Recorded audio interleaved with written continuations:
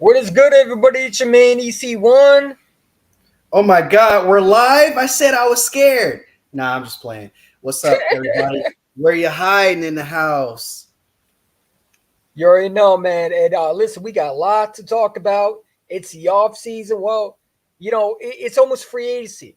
The combine is coming around the corner. Well, matter of fact, it's tomorrow. this week. It's this week.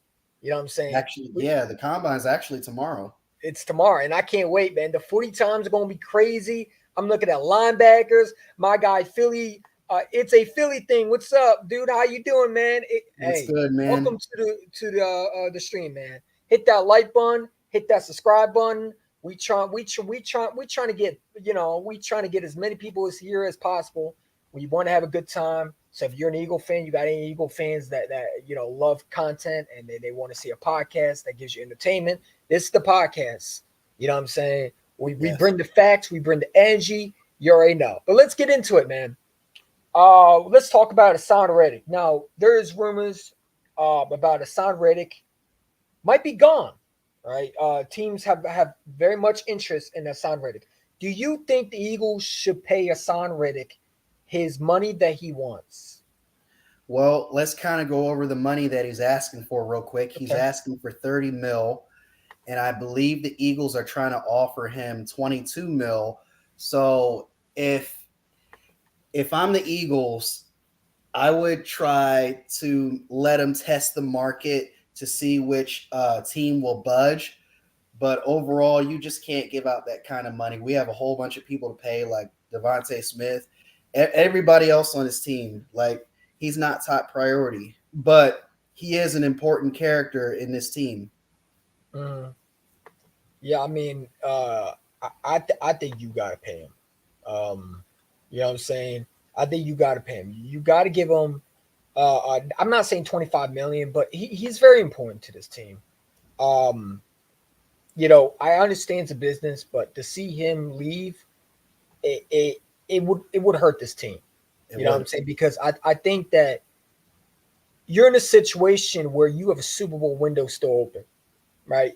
And let's be real, without Hassan Reddick in 2022, you don't get to a Super Bowl, right? Mm-hmm. This guy literally single-handedly dominated the 49ers in the NFC Championship game, dominated the playoffs, right? Last year, even he wasn't what he was in 22, but he still was sacking quarterbacks. He's still disrupting quarterbacks, right?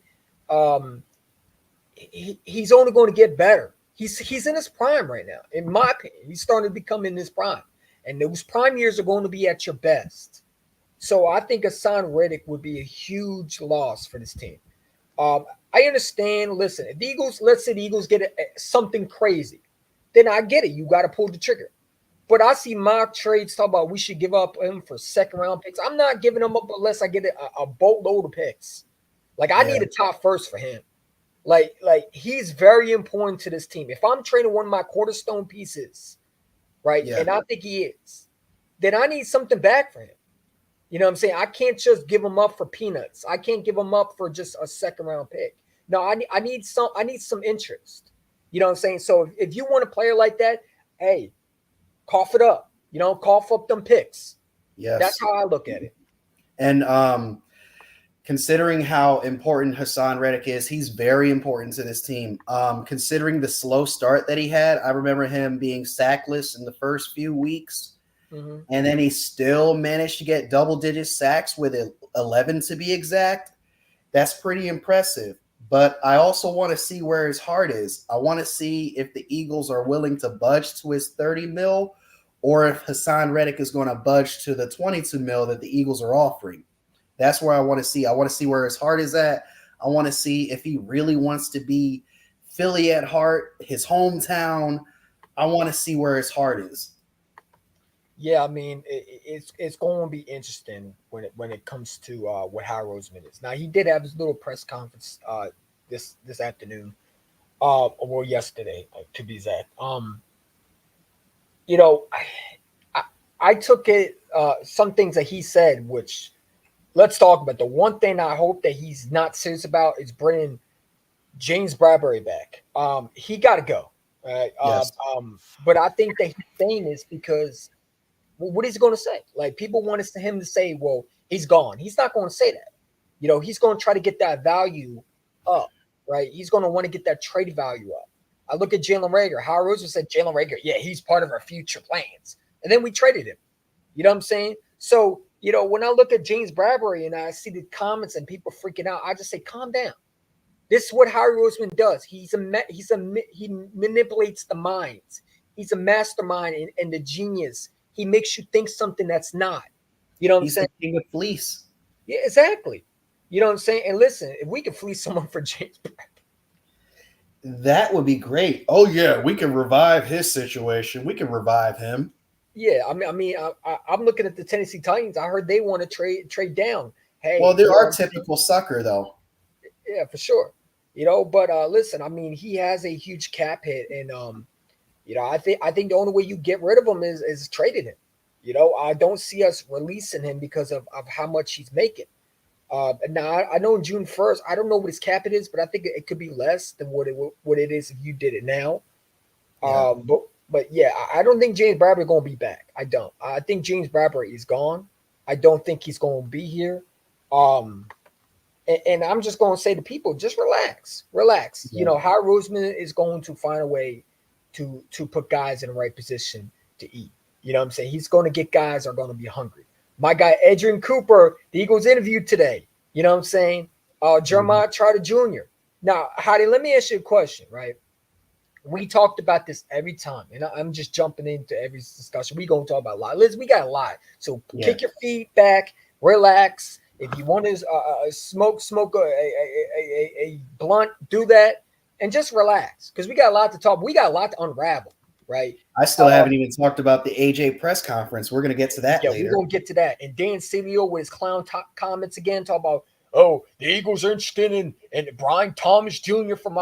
The guy's a clown, bro. Like first of all, if the Eagles are trying to get a receiver, they're not trying to replace A.J. Brown. They're trying to get a third receiver, okay? That's what they're doing. They're not getting rid of A.J. Brown. I don't know why Dan Sileo has the audacity to hate on a guy that he don't even know. Yeah. You know what I'm saying? You hate on Jalen Hurts. You hate on A.J. Brown. You hate on anybody that makes you look like a fool. Just shut up. Just shut up. Like you shouldn't even be talking about the Eagles. You don't even cover the Eagles. You never was an Eagles reporter. You're a Buccaneers reporter, man. Talk about the stinking Buccaneers, man, and Baker Mayfield. Like, I'm tired of him. I really am. Every time I see this clown make a post about A.J. Brown, it's like, dude, you just hate him, bro. You know what I'm saying? I don't get it, man. But back to what I'm saying. Do you think the Eagles now let's get back to what we're going to talk about A.J. Brown down the road. We were talking about the linebacker position and the guy from Clemson. Mm-hmm. You got a lot of linebackers in this draft, right? Some very good ones. Do you think the Eagles are going to be a team that's going to be really serious about drafting a linebacker? They never are unless they like to pick these little diamonds in the rough, undrafted free agents, or maybe even some free agent markets that are free agents that are on the market that are veterans. So I don't think they're going to really attack the draft that much with linebackers. Maybe I'm wrong. Hopefully, first round out of the question. Rest of the draft, I just don't know. I don't know how important, how imperative linebacker is for the Eagles in their mindset. I don't Mhm. really think they want to take that linebacker position as serious as we do because we've seen the bad performances. They can't cover, they can't stop the run. Oh my God, don't even get me started on the tackling. Woo! Nicholas Morrows. Yes. Having Morrow being the best linebacker on our team for a few weeks. I think it Wow, was Zach that's Cunningham, wasn't it? Zach Cunningham was our best linebacker on the team. yeah. Some weeks is Cunningham, some weeks is Morrow. It's crazy. Like we have no consistency at our linebacker position. Yeah. We need to fix that now. We need to break the trend of that 1979 curse and end it now. When's the Draft a last time? linebacker in the first round. When's the last time we drafted linebacker? Mike McMullah. Yeah. And Mike McMullah. I stated the last year when we actually drafted one. Yeah. I mean, Crazy. you not go ahead. No, you're next. Oh, I'm gonna say like, and I agree. I would love to draft a guy like Adrian Cooper. Like that is my guy right there, Adrian Cooper, bro. And I'm just thinking, right? If Harry Roseman was smart, which I think he is, right? We can all agree. He Yes. has to see this linebacker core. He has to think that has like you can't tell me that that's not a priority that you should not be going after. You know what I'm saying? Because how bad our linebackers like you were in the podium and you had to go out and sign guys off the free agent market, guys that are off the practice squad, guys are off the street corners just to get Yeah. linebackers. So to me, you're signing guys like Miles Jack, you're signing guys like Zach Cunningham, you're going out and going out away and signing guys like Darius Leonard, who was waived by the Colts.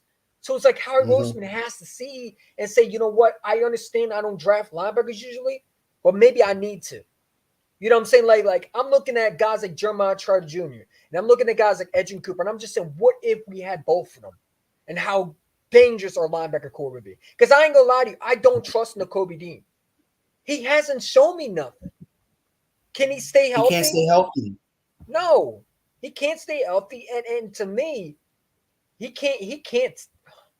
I don't know, man. I He's got. think health is the main thing here. Like Go ahead.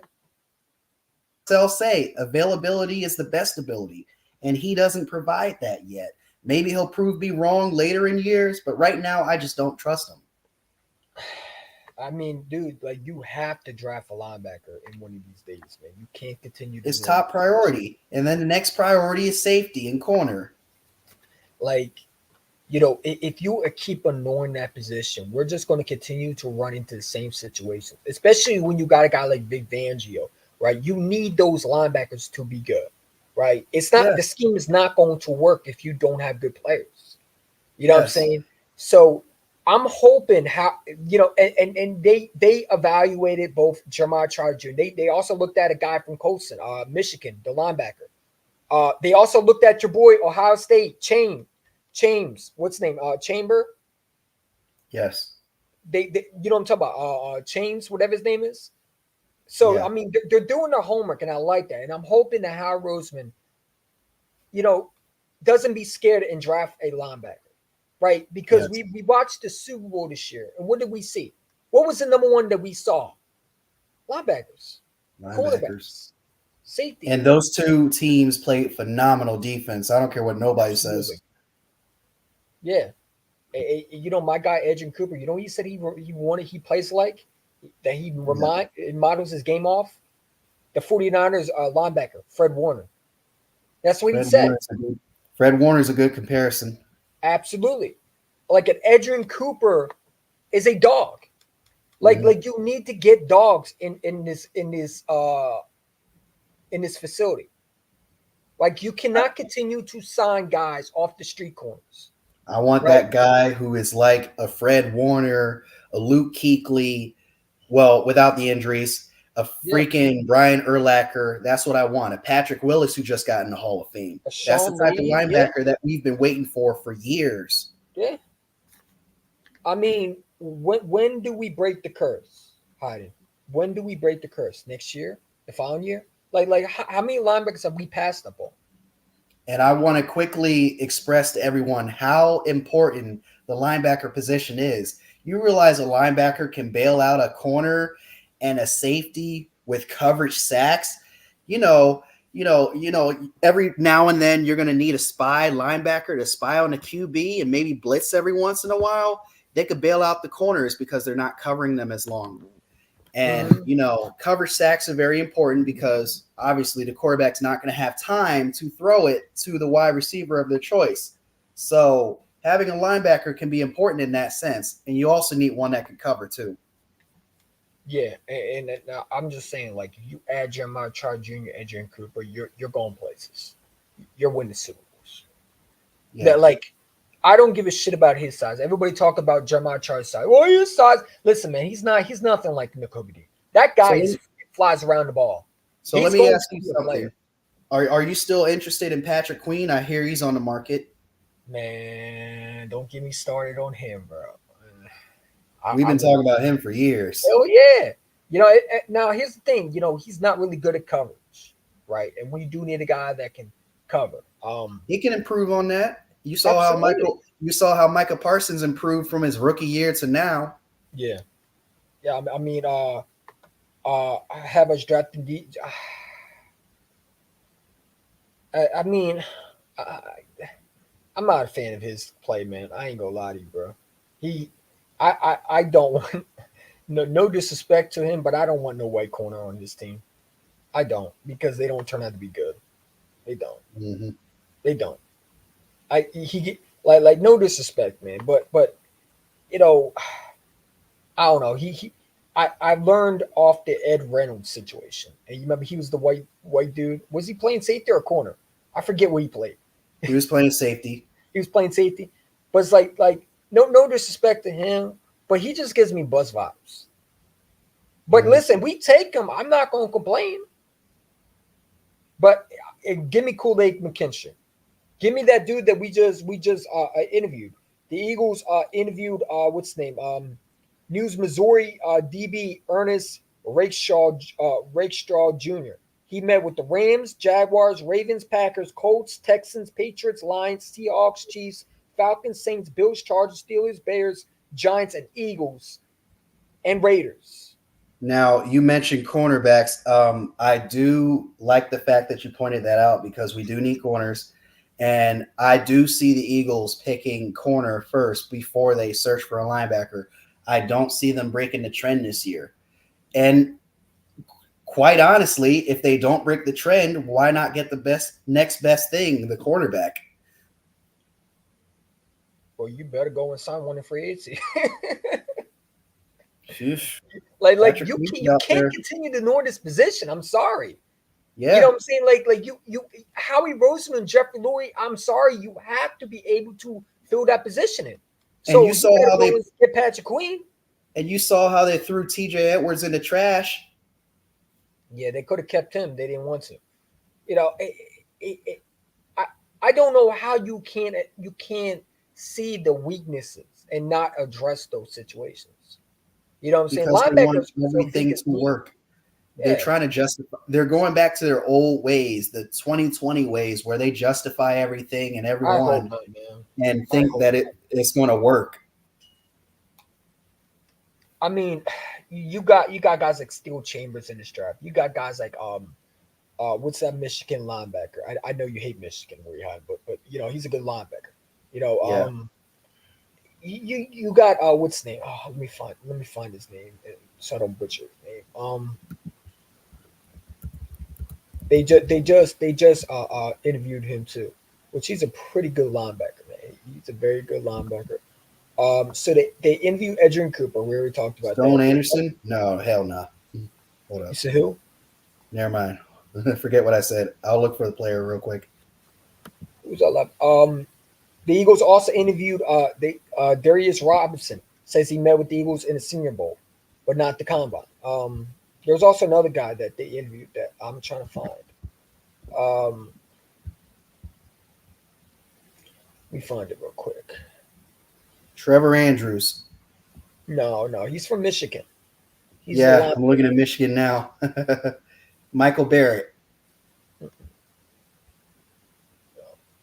No, that's not him. What's his Christian name? Bolvin. No, his name is Custon or Colston or something like that. Oh, Junior Colson.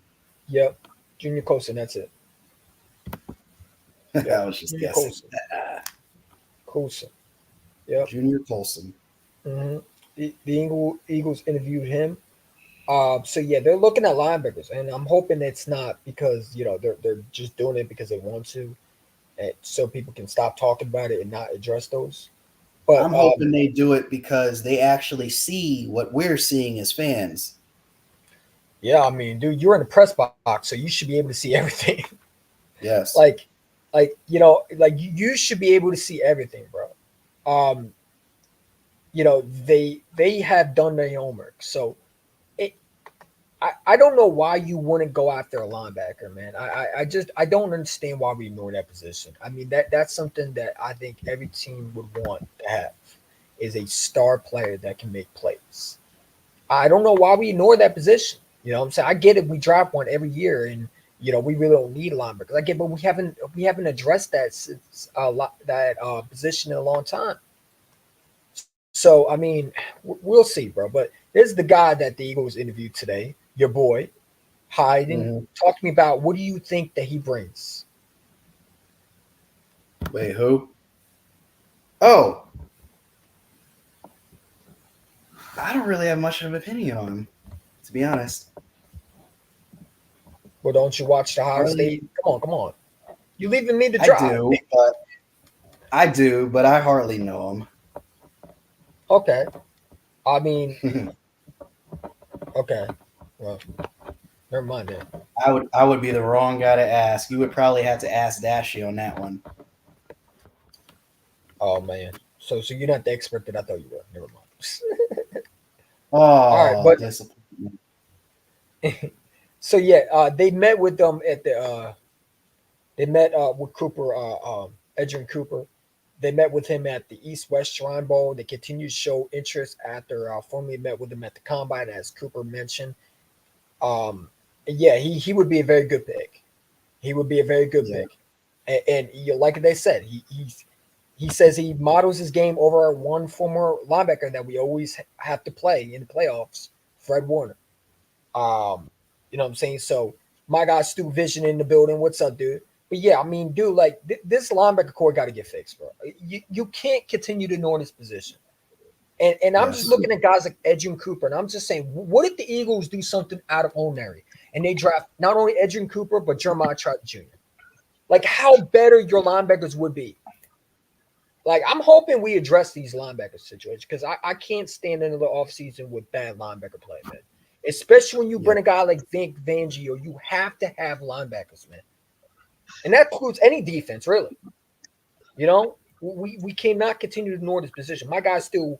What's your thoughts of this linebacker core and You know what's funny is I did a mock draft last night, What's good, and man? how the hell that in a mock draft that I did, I was able to get Kool-Aid McKinstry in the first round, and in the second round I was able to get Edgerrin Cooper and Jeremiah Trotter.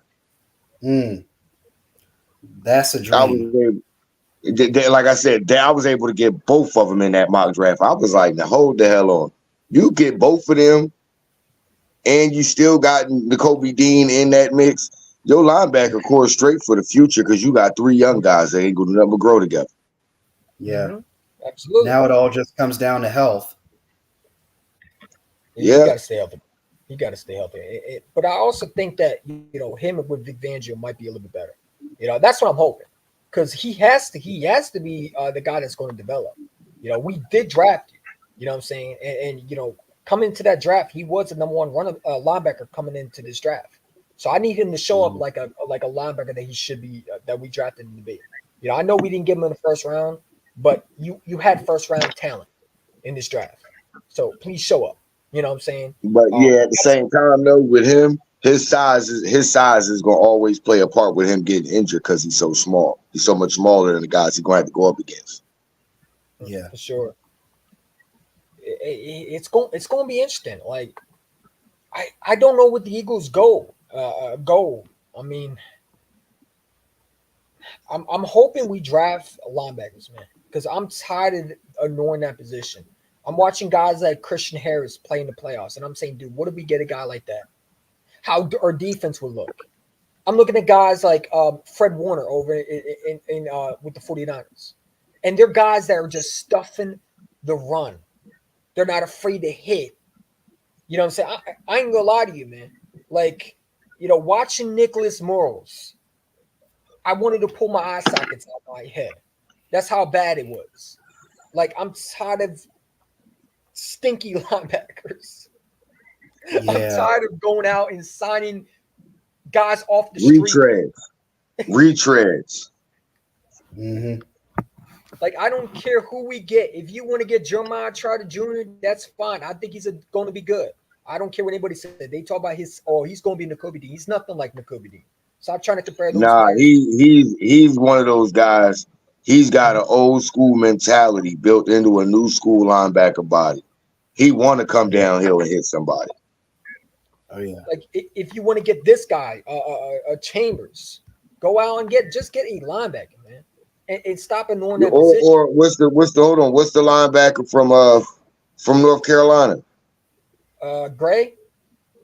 Yeah, him. At least he got some coverage skills too. Now my guy, my guy Joe Castro said this, and shout out to Joe Castro, by the way, very, very good content creator and also good reporter.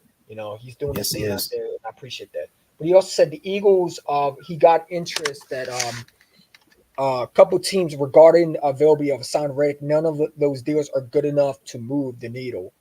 The most of course, look, Howie gonna try and get top dollar. If you want Hassan Reddick, you gonna have to pay for him.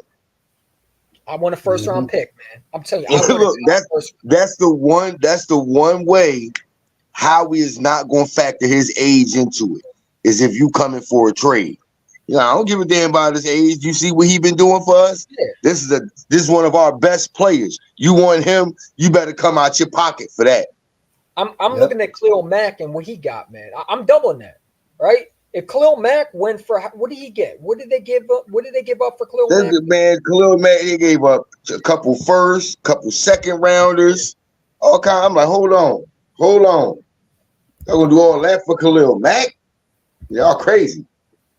Yeah. And I see some mock trades, by the way, and I'm looking like, bro, like, are you crazy? I'm not trading him for peanuts. Like, I ain't gonna lie to you, bro. Like, if Denver's interested in him, then I need a player I need a player too involved. If Denver's interested, then I'll take Pat Surtain in a third. Hey, I'll take Pat Surtain and Justin Simmons. No, yes. I ain't gonna try to overdo it. I want Pat Surtain in a third, because then what that will do is that'll give us 5 picks, at least 4 of them in the top 100, and 5 of them in the top 3 rounds. I'll take that. Yeah, I want Pat in a third. If you want Hassan Reddick, I'll give you Hassan Reddick in a second for Pat Surtain in a third. Yeah, I mean, that's a good bargain. Dude, let me ask you a question. And I asked this with Heidi. Do you think the Eagles should just pay him whatever he wants? Or do you I think look, I'm gonna say this. Is he Myles Garrett, Bosa? No, he ain't them. I'm not giving him 25. I'll give you 21. That's what the Eagles are basically offering him is 22. I'll give you 21. Hey, look, I'll jump you from 15 to 21. Mm-hmm. Now, I'm going to keep it a stack with you. If we offer him 21 and he ain't trying to go there, all right, hey, Denver, Give me Pat. I give you Hassan Reddick in a second for Pat in a third. If he not coming, if he not trying to do nothing for 21, bro. Hey, you got it. Hey, Denver. Give me Pat in a third, and I'll give you Reddick in a second.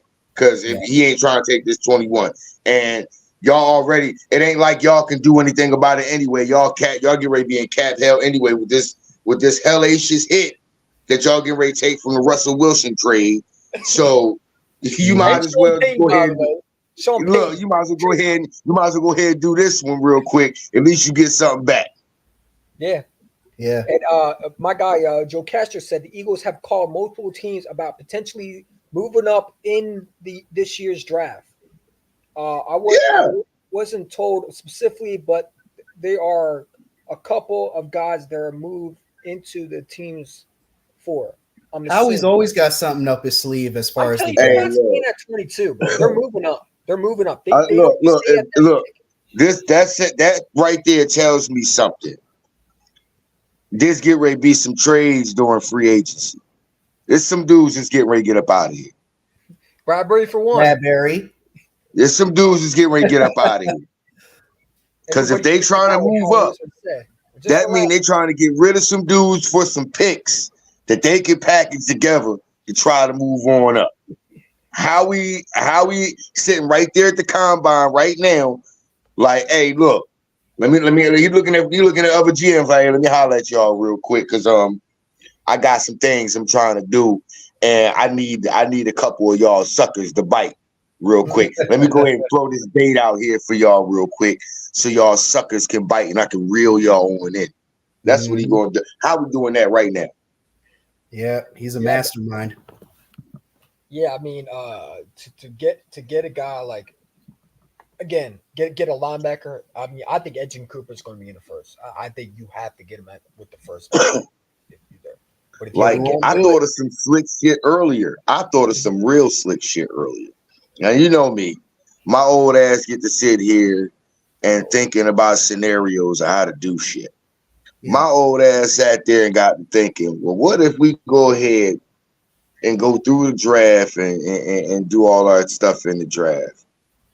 But in the draft, we happen to get in the first round, we get one of them young corners. Who's to say after the draft how we don't take some players and picks and still try to trade for Pat Surtain anyway? Okay, let me give you a scenario here. What if we trade back and get some more picks, possibly another first rounder? You know, if you trading back in the first round, especially us at 22, we're not getting another first rounder for that. We not. Yeah. Unless they coming up from unless they trying to come up, unless Kansas City's trying to come up from 32. That's the only way that's going to happen, which I don't see that happen because Kansas City been happy to just sit there and just grab whoever they can at the last pick of the draft like they did last year. My thing is this, though. Damn, trading back. How about trading out of the first round period and just trading that pick for a player and some picks? Yeah, another second round pick maybe. I mean, we got 2 second rounders already, but I would say trade out of the 22 period to get an extra first rounder next year. 3 second round picks would be a jackpot, though. My fault. Not to cut you off, but does Howie Rose? Do you think Howie Rose would keep those 2 second round picks? Or does he trade one for maybe down the road? Because we got to think of how would Howie. He could use that second rounder as bait. For me, I would say Howie Roseman would take that second round pick and package it with his first one to try to move up. I think he would do that. But if it's me, I'm not fucking doing that. I'm taking all 3 of them picks. That's too much of a sacrifice. I'm taking all 3 of them picks because I'm sorry. At 22, if Kool-Aid McKinstry's there, I'm taking it. If this dude right here that we've been looking at too. What's his name? Kyon Mitchell. Rake Shaw Jr. Rake Shaw? Oh, yeah. Yeah. The Eagles supposedly, met with him. right? It said, Hey, look, we look, how we gonna be sitting? Look, everybody in the, and this is my thing though with the secondary. We already got so many young corners on the roster already. What is we even doing that for? We ain't even taking a chance to see what we got because we keep throwing these old guys out there on the field. Yeah, While we keep looking at more corners, we got. I'm gonna go down the list. Let me see. We got Eli Ricks, Keely Ringo, Mekhi Gardner, Josh Jobe, Avonte Maddox, and you still got Bradbury and Slay. Not to mention, yeah, and then not to mention Isaiah Rodgers, and then you still got guys that you still got your safety guys. All of those guys is basically young dudes. Why? What we even looking at corner for anyway? A lot of those guys I just mentioned ain't even been in the league 3 years. I mean, yeah, but like I said, if I can get a star corner in the first round, that's going to be here for years. That's what I'm saying. If you can get a stud one in the first round, cool. I get what you're saying. Arnold, the Alabama corner. If I can get him, I'm taking him. You know what I'm saying? But I feel like we do this every year where we think we're going corner and then we go defensive end, or we go. I'm sorry, man. For me, it's more important for me to get a linebacker. I'm not gonna lie. Sure. Yes. I need a linebacker, and then we also got to start thinking about Lane Johnson's replacement too. Yes. We got to start thinking about that because was been mentioned as the Eagles supposedly love. By the time, well, look, he's gonna be gone by the time 22 come around. You think he's going early? He going early. Okay. He going real early because you got to think it's quite a few teams that's picking early in the draft that need O-line help, specifically a tackle. Giants, Bears, Commanders. Hell, I'm gonna keep it a stack with you. Trent Williams is good over there in San Francisco on the left side. They right tackle is trash. Okay. You know what I mean? So you gotta it's a lot of teams that's picking before us that need O-line help. The Seahawks. You know what I'm saying? Fucking the Saints. The Giants. Falcons. The Giants. Bears. Jags. All these teams need help at O-line. Chargers? Yeah. Yes, especially the Chargers. Like, come on, man. Even the Commanders. And by the way, we want to thank the Commanders, the Patriots. Yeah. You know what I mean? By the way, not to jump off topic, but the Commanders just lost their own stadium name. They lost FedEx today. Oh no, I'm dead serious. They did. They lost. Hey, look, I know. I seen it. But we're back. And here's the thing about it. Here's my thing about it. I ain't want to go with that. I hated going to that dump anyway. I've been there 5 times. I don't want to go there no more. Last time I went there was 8 years ago. Wow. When I came back, I told my wife, never again. Never again. She said, why? I said, because it's a fucking dump. She said, well, look at all the shit that goes on in Philly. I said, yeah, but at least the motherfucking place is goddamn pristine. It's a new place. It's not a fucking dump. Shit works there. Shit works there. I thought it was actually a pretty good stadium until I heard until I saw the video of the sewer busting. But yeah, I mean, that was disgusting. Man, look. When I showed her the video of the railing and fans falling over, and it almost fell on Jalen Hurts, she said, "Oh, now I get it." I said, "Yeah." I said, "Yeah." She said, "Now I get it. That's why you said never again." I said, "Look, and that ain't had shit to do with it." Mm-hmm. I said, I ain't gonna talk about the cockroaches and everything crawling around on your seats while you're sitting there watching the game. The motherfuckers come up on your goddamn shoulder and wave to you like they supposed to high five your ass. Oh my But God.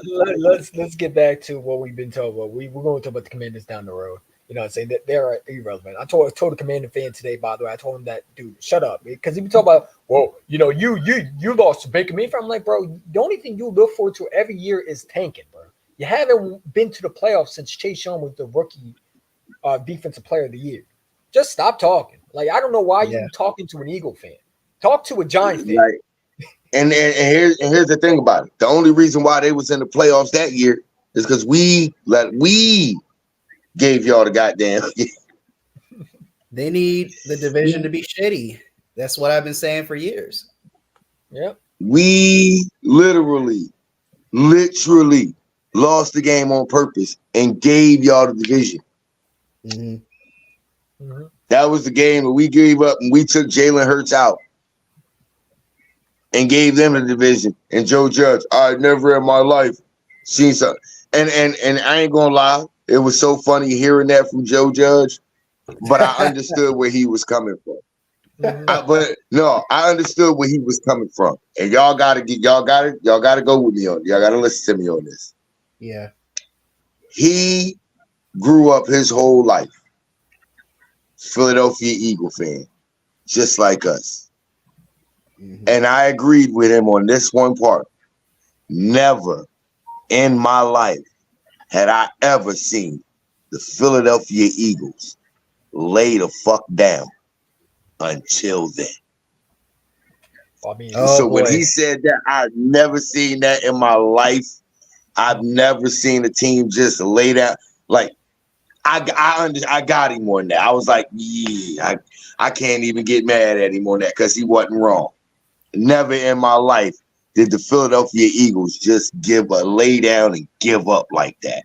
So when that happened, it was even worse. Oh, it was even worse when I went to the Giants game the last week of the season, and they just gave up on us in the second quarter. Take all their starters this out. past season, man. Yeah. Don't even talk about that, man. Get that out of my head. Yeah. Try going to that game and reliving that shit. Hey, I think I was talking to Stu after the games. I don't think Stu ever wrote back to me because he was so mad. I didn't. Because here's the thing. And I said this because I was on the stream with Big Simple. And I said this right before the playoff game. I said, Big Simple, I said, I'm going to tell y'all this right now. I said, our first 10 plays, if at least 6 of them ain't running plays, we don't want to win. And we not winning this game against Tampa Bay. 7 of our first 10 plays were passes. I said, yep, we don't want to win. We don't want to win. We don't want to do none of that. None of that. Speaking of a guy that can get out of here, can we get rid of Gainwell, please, and get Blake Corum and replace him? Yes, and Quez Watkins. Oh, he's a free agent. We ain't talk about him. Oh, good. Stu even said we're not talking about him ever again. We're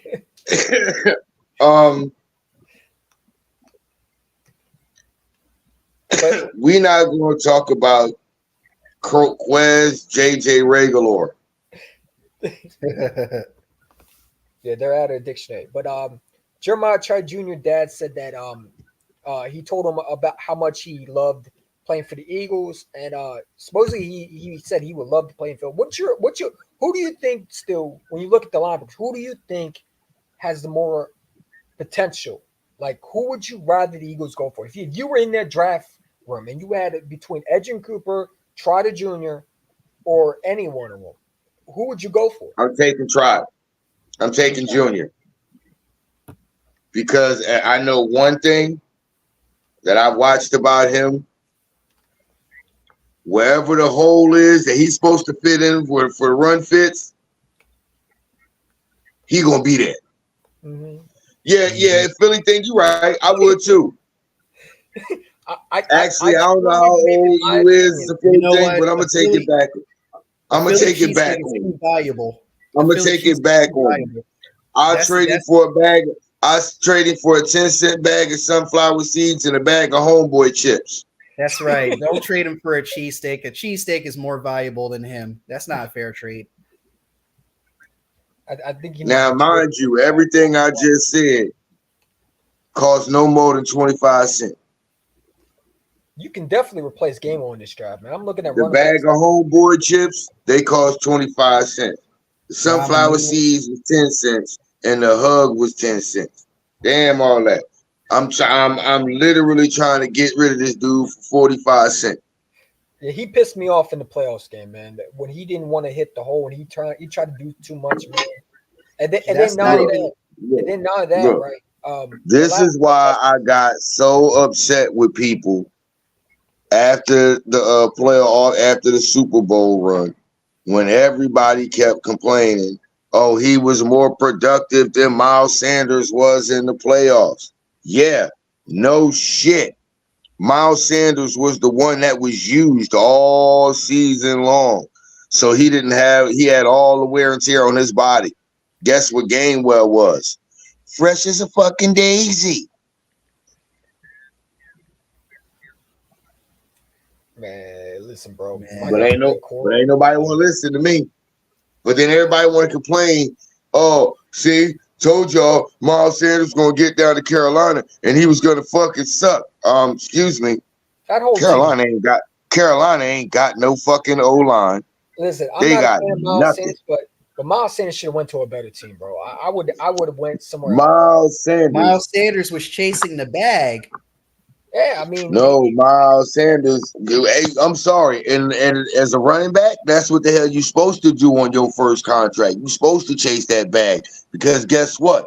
After that first extension, you ain't gonna get no bag after that because they consider you worn down. He turned his situation. They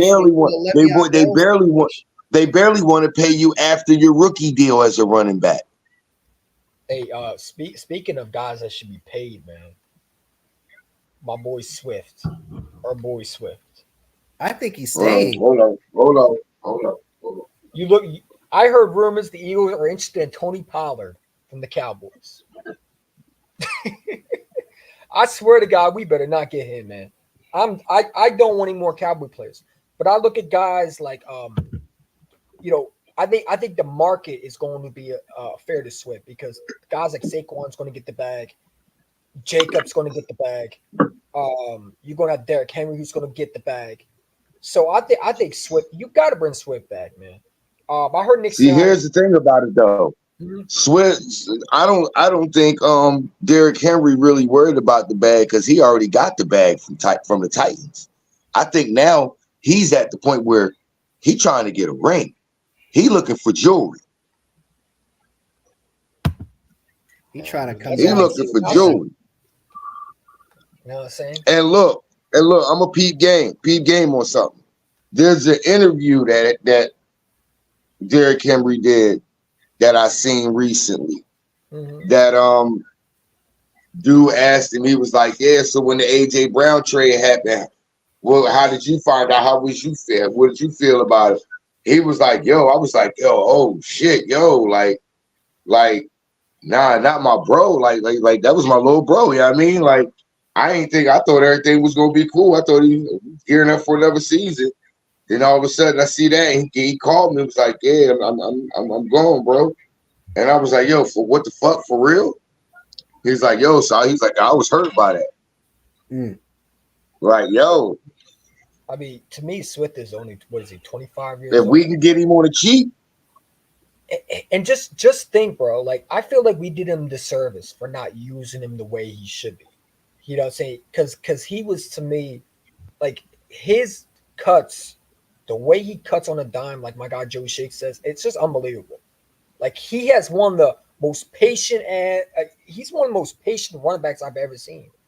Where he just waits. Look, all I want to see is that big 22 on his back and him just stiff arming the shit out of somebody in Kelly Green.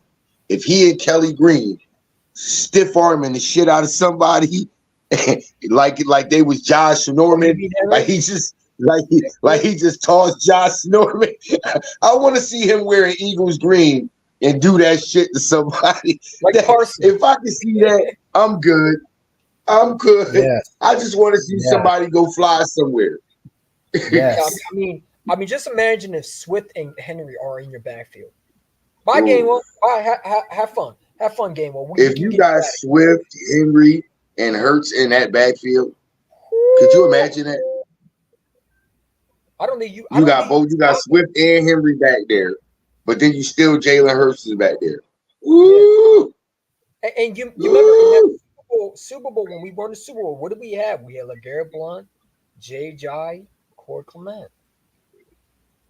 Hey, and you know what? You know what? That guy don't get enough credit. Corey Clement. Corey Clement don't get enough credit. Rookie, undrafted rookie free agent running back. Plays for his team he grew up rooting for. As a rookie, you in the Super Bowl, 4 receptions, 100 yards, and a touchdown. That guy don't get enough credit. He did that as a rookie, undrafted free agent, being brought off the practice squad when Darius Sproles went down. Yeah, I mean, I was very high up on him. As you see, I got his thing. That guy don't get enough credit. Corey Clement. Shout out to Corey Clement. His feet was in, by the way. Oh, yeah, they was in. Chris Collinsworth just questioning it. Well, Chris Collinsworth, that's because at his age, him and Al Michaels, you got to give him a little bit of leeway. At their age and the way the rules keep changing in the league and how they keep calling things, you know, at this point, none of us know how this shit gonna go anymore.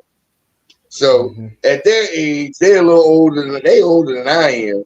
So you gotta give them a little leeway. That's why he said he don't know what it is. I didn't know how they was gonna call it either. Because then, like you said, then you go back to early that year, the Jesse James played with them against the goddamn the Ravens, the Patriots that year. Yep. And I was like, yeah, they might try some shit like that. I was like, I don't know, man. Then I seen that, I was like, nope. Now, I haven't gotten my chance to react to this, but what are your thoughts on the whole AJ Brown on WIP thing? By the way, can I start by saying this? Dan Seal needs to shut up. Like I'm done hearing him. He just flat out, like, I don't know if you saw it, Stu, but he flat out said the Eagles were supposedly going after Brian Thomas Jr. to replace AJ Brown, according to his sources. Your sources are fake. You know what I'm saying? Stop talking about Eagles in general. Dan Silio. Who said that? Dan Silio. Yeah. He said they're going after who? Brian Thomas Jr. from LSU. Yeah. Hold on. Let me pull it up. Yeah. My boy Joe Castro. I said, "Is this true?" He gave me, a little, like it's not true at all. Pretty much, like a little GIF response. Yeah. Listen. Like I said, we're not going to talk about that one dude, that regular guy. We're not going to talk about him, the one that's a free agent now. We're not going to talk about that. Yeah, this dude right here, man. The overweight, the overweight broke version of Danny DeVito. We're not going to talk about that guy. Yes. Like you come out with clowns. His last name should literally be a cereal, Cilios. Yeah. I don't. Yeah. Dan don't get no hoes. That's what it is. He's saying, I'm hearing the Eagles are in love with the LSU football superstar, wide receiver. He spelled Brian wrong, by the way. He spelled Brajon Thomas Jr. Okay, can you spell his football name, football player? Can you spell it right, please? Before you begin the process of replacing AJ Brown. This is ridiculous. Like, bro, are you? I can't, man. The guy's a clown, bro. You realize you're cutting ties between the friendship of Jalen Hurts and AJ Brown. You realize that, don't you, Dan Celio? Look. That's why I said. This is why I said to you, a lot of Eagles fans' anger and frustration comes from the Philadelphia media. They are the cause of it because you get so many different bullshit ass stories from them, and it's all goddamn lies that they made up. Like whether people realize it, or not. And you saw. Do y'all realize? That the only reason that they traded T.O. is because of how the Philly media and the press all showed up at his crib that day after they sent him home? Mm-hmm. T.O. didn't call them to come to his crib. They showed up there. Mm-hmm. That ain't T.O. fault. That was the Philly media that did that. Yeah. So I'm like, they're like, oh, he did that just to draw it. No, he didn't do. What the hell happened? Oh, there he's coming back. It's this internet. Mad at him for that. Y'all gonna get mad at him because y'all showed up at his crib. And all he did was, all right, fuck it, y'all won't be able to sit there and work out in my crib. We'll work out in the damn driveway.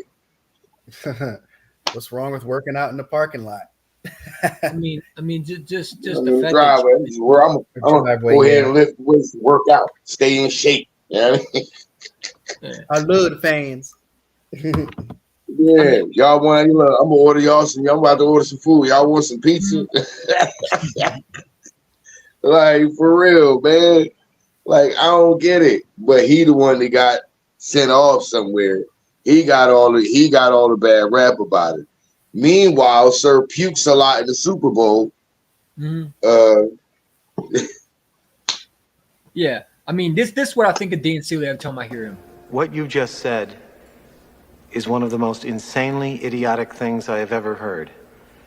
At no point in your rambling, incoherent response were you even close to anything that could be considered a rational thought. Everyone in this room is now dumber for having listened to it. I award you no points, and may God have mercy on your soul. Yeah. Like that's basically the gist of it. Like I don't understand. Like this would kill me. Dan Cilio was drafted to the Giants. Man. I can't call him. He was drafted to the Giants out of Miami. He was drafted to the New York Giants out of Miami. He didn't even make it through his second year in the league. He played mostly special teams. Mm-hmm. He didn't make it through his second year in the league. And all he's been doing is media in different places because he can't stay in one place because he keeps getting fired for either sexual harassment or some misogynistic or sexist statements that he makes at work. He's a Tampa Bay Buccaneers fan. He worked down in Tampa Bay for the last, I don't know how many years. And he got fired from down there for some shit like there for some sexual harassment in the workplace there or whatever. And then they hire him up here in Jacob Media. Yeah, I don't follow them. I subscribe to them. I can't stand. It's one thing when you make an opinion, but when you sitting there and making false reports saying you have sources, it's like that. I lose respect for you because you're supposed to be a guy that's supposed to tell the people if there's something going on, right? You're supposed to be honest. You sitting there lying, pay the player. You sitting there making up shit. It's dirty work. It's disgusting. You know what I'm saying? Nasty work, bro. It's nasty work. It's same Chris Sims. You know, I watch Howie Roseman and Chris Sims. And Chris Sims, he sits there, he acts, oh, Howie Roseman, I believe in you, all that. Like, I wish he would keep the same energy what he said about Jalen Hurts. Then he said Josh Allen. Oh, no. He ain't going to do that. He not going to do that. Show him love. He'll fake show him love, though.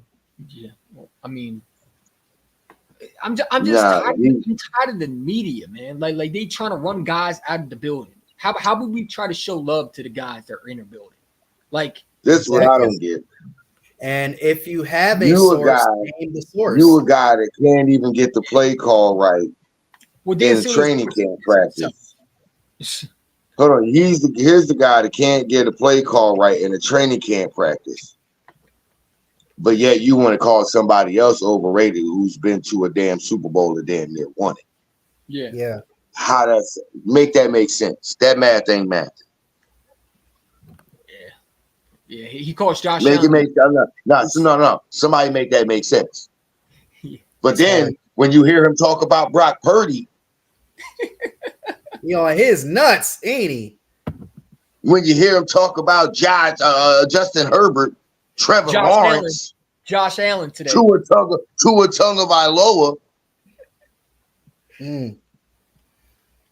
Somebody, hold on. He said Jalen Hurts is quarterback, basically an all-star team. What the fuck you call the Cincinnati Bengals? I'm just trying. What the fuck you call the San Francisco 49ers? Woo! Man, I wish I had that lower up there where you're hiding at, man. You speaking. Well, I mean, literally, if you really think about it, what the fuck was they calling the goddamn Miami Dolphins for most of the season? Yeah, I mean, anybody can really win with Tyreek Hill. Get Jalen Hurts Tyreek Hill, and let's see what he does with him. Oh my God, Super Bowl. You know what I'm saying? Like just imagine if the quarterbacks that they, you know what I'm saying? Like I don't know, man. And then Chris Sims comes out today and says Josh Allen's the most is the most talented quarterback. Well, hold up. You call Jalen Hurts overrated. If he the most talented this past year. If he the most talented quarterback, then explain to me why he's only been to an AFC championship game once. And now he can't seem to get past the divisional round. He's only been past there once. I mean, I give him credit. He's been to one championship game. That's more we can say Dak Prescott. But but still, you ain't made it back. And here's another fact that people forget about. He has no overtime wins in his career. He is not clutch when Zero. Lights come on. I believe he's like 0-6, 0-7 in overtime. Yeah. The guy just, I mean, he says asinine things. He and Nick Ron need to, Dan Silly needs to have a show with Chris Sims. I think those two would be perfect. How to say the most obnoxious things. Here's the thing about it. Those two, his co-host don't have, the only thing about it is they have the face and voice for radio, but they decided to put these dumb motherfuckers on the screen. Just throwing that out there. Radio, they would be great on radio. On screen, that's not a good idea. Just throwing that out there. Just say. I mean, bro, like, I don't know. Look at your man. screen share. Huh? Look at your screen share. I'm trying to hold on. Screen share. Tell me that man is better than fucking Jalen Hurts, and we just beat him last year. Like, bro, it makes zero sense. Oh, wait. Oh, my fault. Wrong one.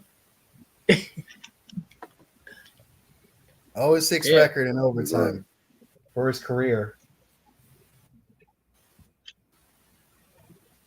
I mean, it's asinine what that guy just said. I mean, I don't know.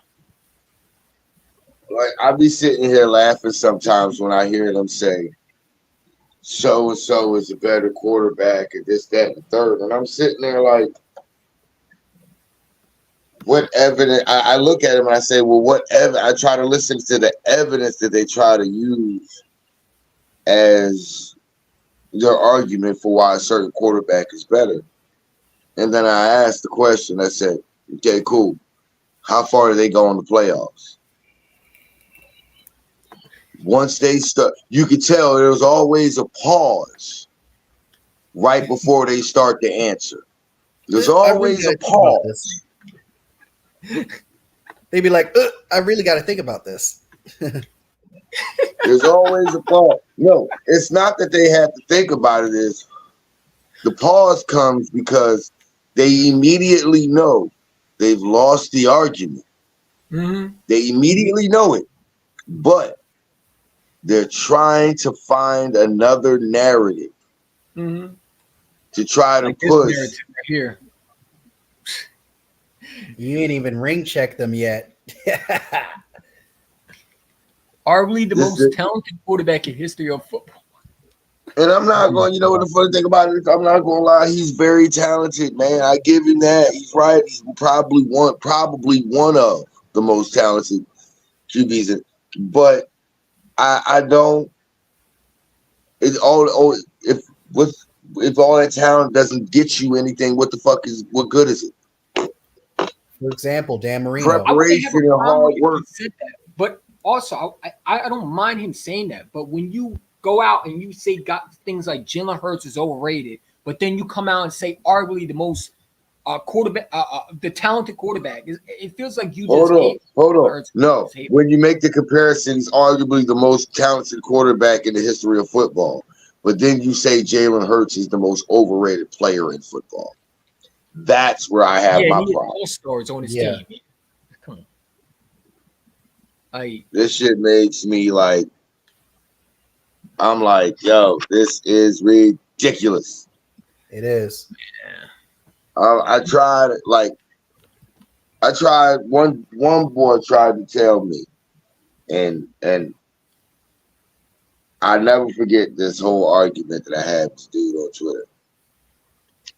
I told him when Zach Wilson got drafted I said, man, look, he was going I said that dude better not start right away. If that dude starts right away, y'all gonna realize that dude is a dud. Y'all gonna realize that shit real quick. This dude is a straight fucking dud.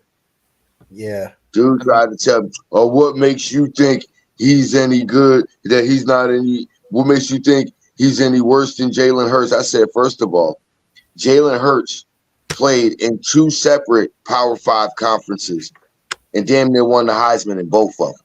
Yeah. I said Jalen Hurts competed for a national championship. He was Jalen Hurts. He was in the I said Jalen Hurts. I said he made it. I said he made it to the college football playoffs. I said, what the hell has Zach Wilson done? Listen, said he played at BYU. I said level of competition matters. Y'all gonna sit there and think that Zach Wilson is gonna come out and be better than Jalen Hurts? I said you done lost your damn mind. I said name me one BYU quarterback that got drafted and started right away and did anything. Well, Steve Young, I said Steve Young sat for 3 years behind Joe Montana before he ever started a fucking game. Yeah. Yeah. Yeah, I mean, before we continue, this is for Chris. Enough from the clown. All right, let's move on from that clown, man. We got other things to talk about. Yeah. But anyway, I got a question. Okay. And I want to see where y'all head is at. Hit that like button, guys. Appreciate for y'all coming on, man. Rock with my guy Stu. Not to cut him off, but yo, hit that like button. Would y'all rather have now, and because this is going to take us back for a second, we're going to go back to the draft where we drafted Jalen Reagor. Would y'all rather, okay, cool, we didn't draft Jalen Reagor and we did draft Justin Jefferson. And then we would either have Justin Jefferson and Devontae Smith or Justin Jefferson and A.J. Brown. What combination would y'all rather have? Well, I'm gonna say this. I don't think the Eagles would double our receiver if they had Justin Jefferson because we wouldn't have to go after Devontae Smith. We'd probably go way up there a different position. Oh, no, because remember, it was the year after we drafted Smitty that we went and got A.J. Brown anyway. but we got AJ Brown because of Jalen Reagor didn't work out. If Justin Jefferson works out, do we go after another receiver? Yeah, but that's what I'm saying. That's why I'm posing the question. Which combination would you rather have? Justin Jefferson, Devontae Smith, or Justin Jefferson and AJ Brown? My guy Diamond Cruz Sports, what's up, dude? What up, Diamond Crew? Oh man, boy. it's tough because Justin Jefferson's a very good receiver, man. But AJ, That's what I'm saying.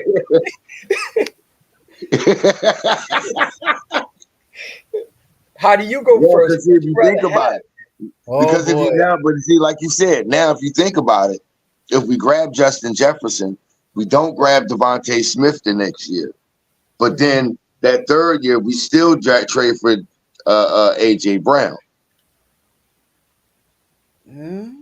Maybe. So I don't know. look, you said that's tough, dude. That's what I'm saying. That's what. Yo, because telling like you, both receivers are good, but it's like AJ Brown, Devontae, they work so well with each other, man. Like that's why I said that's a question where I'm like, oh damn, this is hard right here. Because I understand. That's why I said I had to see where y'all head was too, because this was like, I don't know where I would go with that one either. Like, oh, I'll give you one even better. Tough. What if we took DK Metcalf over JJ Arcega-Whiteside? Well, let's see. That was 2019. But hold on. The DK Metcalf, wasn't that the year before? That was 2019. 2019.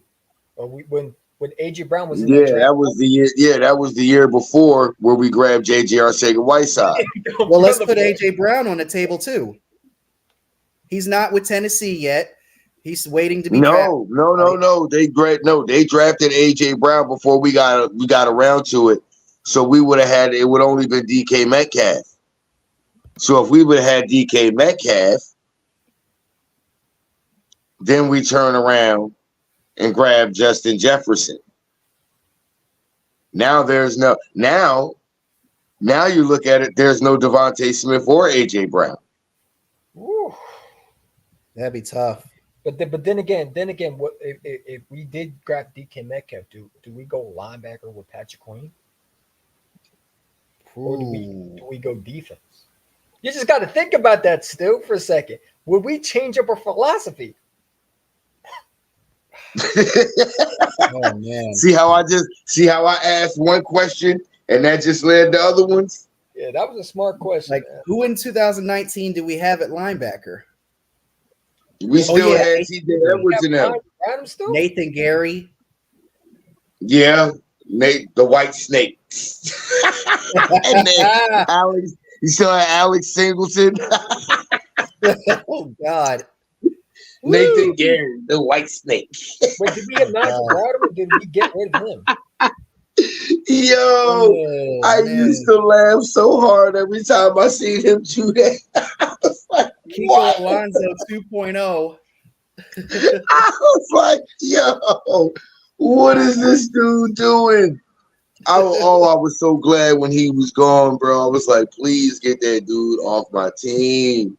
Yes. Oh, I think, you know what, though? I think it would have been better off if we never tried to convert him from safety to linebacker.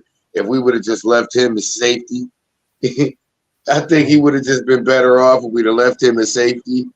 Because at linebacker, he just wasn't cutting it. Whoa. Yeah, he was a snake, all right. He was a snake. He was snake in the woods. Oh man, it was so funny to me, bro. I ain't know what to do. Every time I seen that, bro, and of course y'all know me, I was drinking, so every time I seen that, I just couldn't. I was like, bro, this is... and look, and here's what was so funny. I didn't see it very often because he didn't make very many plays. So when he did make one, he tried to celebrate. when he did make a play and he went to celebrate, I was like, bro, stop. Stop. He went like this, like, yeah, look at me, I made a play. Like, get the hell out of here, man. You're like, yeah, look at me. I did it. I did it right. My boy Philly 500 was ripping him apart, bro. That bro was so trash. Speaking of drafts, and then what made it so bad is when everybody got so hyped for damn. It made it so bad was everybody got hyped for Alex Singleton too, and I'm like, bro, no. Check your link, bro. Check your DM on Twitter. But yeah, isn't everybody from the 2018 draft going though? I was mad we let Jordan Hicks go. I was mad when we let Michael Kendricks go, bro. That dude was a player for us, man. Well, Michael Kendricks had some legal issues. Well, before when we released them? Yeah, that year we won the Super Bowl. Right after that, he had some insider trading charges that he caught. And then he trolled us. I don't give a damn, motherfucker. He tried to troll. He did try to troll us on Twitter, and I said, bro, be lucky your ass ain't in jail right now. And you know what? Karma served him well in Cleveland as well because he didn't even make the 53-man roster. Nope. Yeah. I mean, I don't even think it. I think him and his brother is done. Oh, Eric Kendricks? Yeah, I think him and I ain't hear that from his brother neither. That guy fell off, man. He was a dog. Yeah. He was a dog. But let's also talk about this too. We did hear reports about Nick Sirianni. Where do you stand with Nick Sirianni? My guy Stu was talking about this on DMs. I think. Grab those things. Grab the waters out of the freezer. Put them in the fridge. So Nick Sirianni, a lot of people are going after him. They're not quite. Just leave one of them up in there. Yeah, because they're not. Leave one of them in there. Hold mute. Yeah. Hold on mute himself. But yeah, what do you think about Nick Sirianni, bro? Were you back? Yeah, I'm good. All right. So we heard about Nick Sirianni. Stu, I know you wanted to talk about this. Nick Sirianni, reports coming out. Do you believe all these reports? How do you feel about our head coach getting the criticism? Look, first of all, anybody who believes the report that, he started spazzing out because Big Dom wasn't there, and that he treated certain players that, first of all, I'm gonna go ahead and tell you this. I don't give a damn who you is. If you're a coach, I don't give a damn what coach you are and what sport. You always treat your star players differently than you treat everybody else, just a little bit. That happens. I don't give a damn what level of sports that you at. That happens. That being said, there's still a level of accountability that comes along with that. So people making a big deal out of that, whatever. But Big Dom not being there, shut up. It's a terrible excuse. No, it's not even a terrible excuse. It's a bullshit story. Yeah. It's a bullshit story. Because see, here's the thing about it. Whether you realize it or not, Nick Sirianni was the same guy when Dom was there as he was when Dom wasn't there. He was the same guy. Yeah. Let's not forget. We embrace Nick acting that way because his attitude like that on the sidelines reflected the spirit of Philadelphia and how we felt about, hey, y'all want to talk shit to us? We talking shit right back to y'all. Mm-hmm. And he embodied that. That's why we loved it. And then, but I don't want to change, be no different than that. So all that bullshit, I ain't trying to hear that, man. That's hot garbage, man. Like I told y'all, Philly media is gonna make up everything. Oh my God! Make up a whole Nick Sirianni's so immature.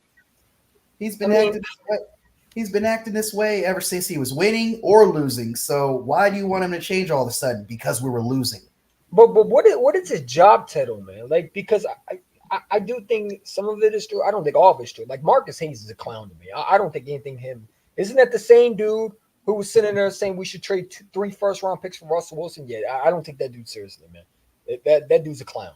Okay. Like here's the thing about it. Here's the thing about it. And it's a Philly thing. You're wrong. Nick didn't lose the locker room because every player spoke up for Nick. So you actually might want to do a little bit better on that one. Here's the thing, man. A head coach's job. If y'all got to think about it, why do you think you have position coaches and coordinators and stuff like that? Each position works with specific coaches. The head coach's job is to coach every damn body. Mm-hmm. So basically, on the sidelines, that's the guy. He's telling everybody what needs to be done. Position coaches have to coach their guys up. Coordinators got to get their job together, and the head coaches got to be on top of all that. Hey, look, what's going on here? Whether it's offense or defense. Yeah. The head coach's job is to galvanize and lead. He ain't got to sit there and specifically be a play caller and everything. Why do you think they have offensive coordinator, defensive coordinator, head coach? That's why it's been.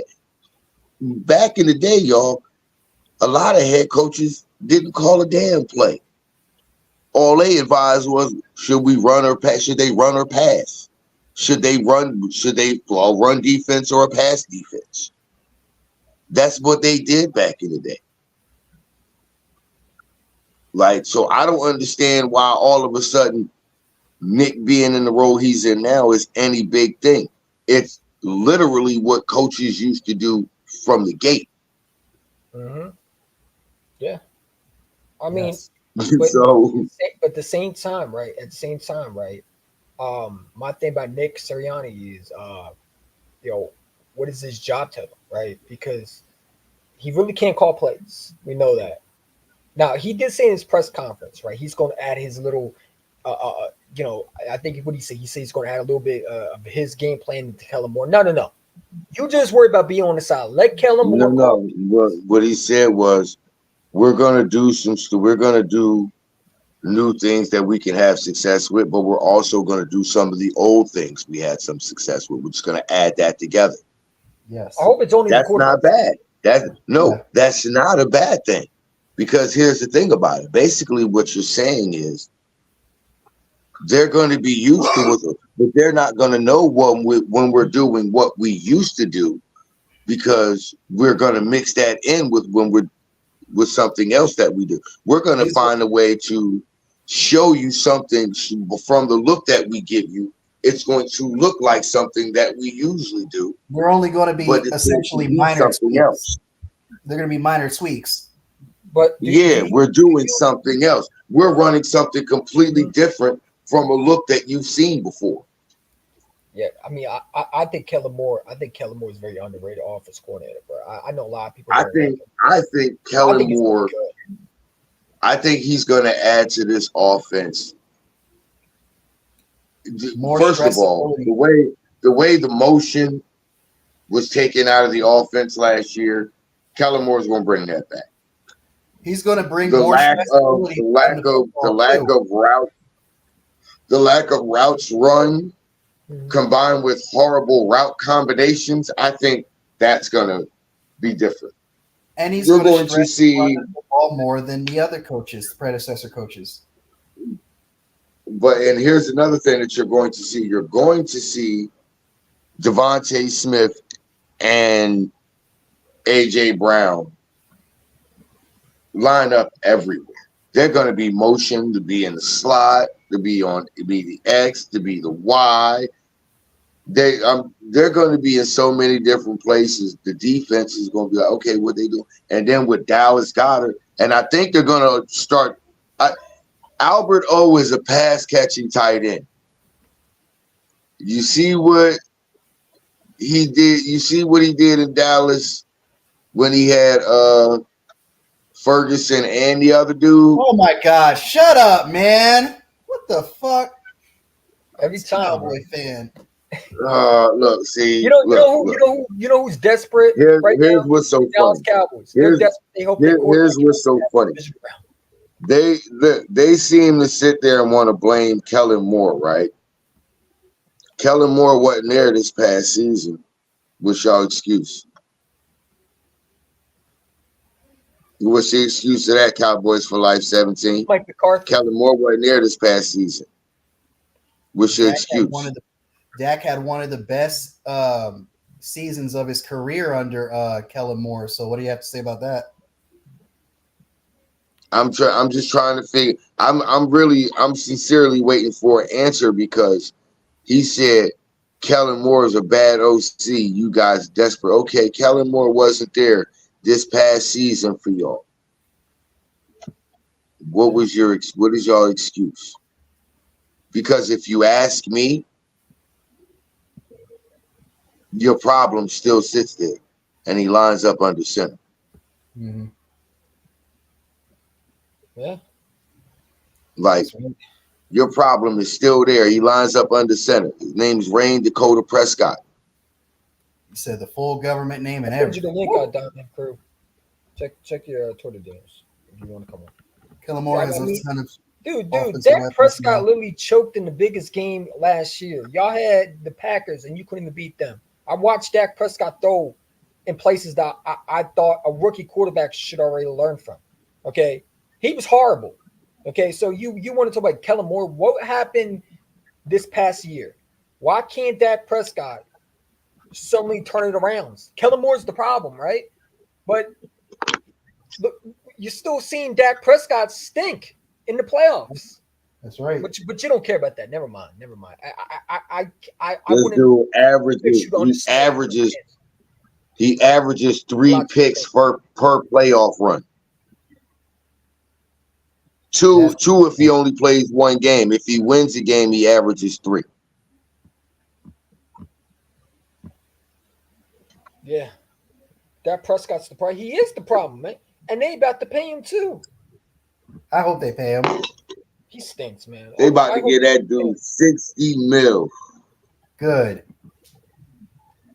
I mean, look at this moron. I mean, this is why I can't talk to Cowboy fans, man. So you just might as well just get off the chat and honestly go back to where you came from.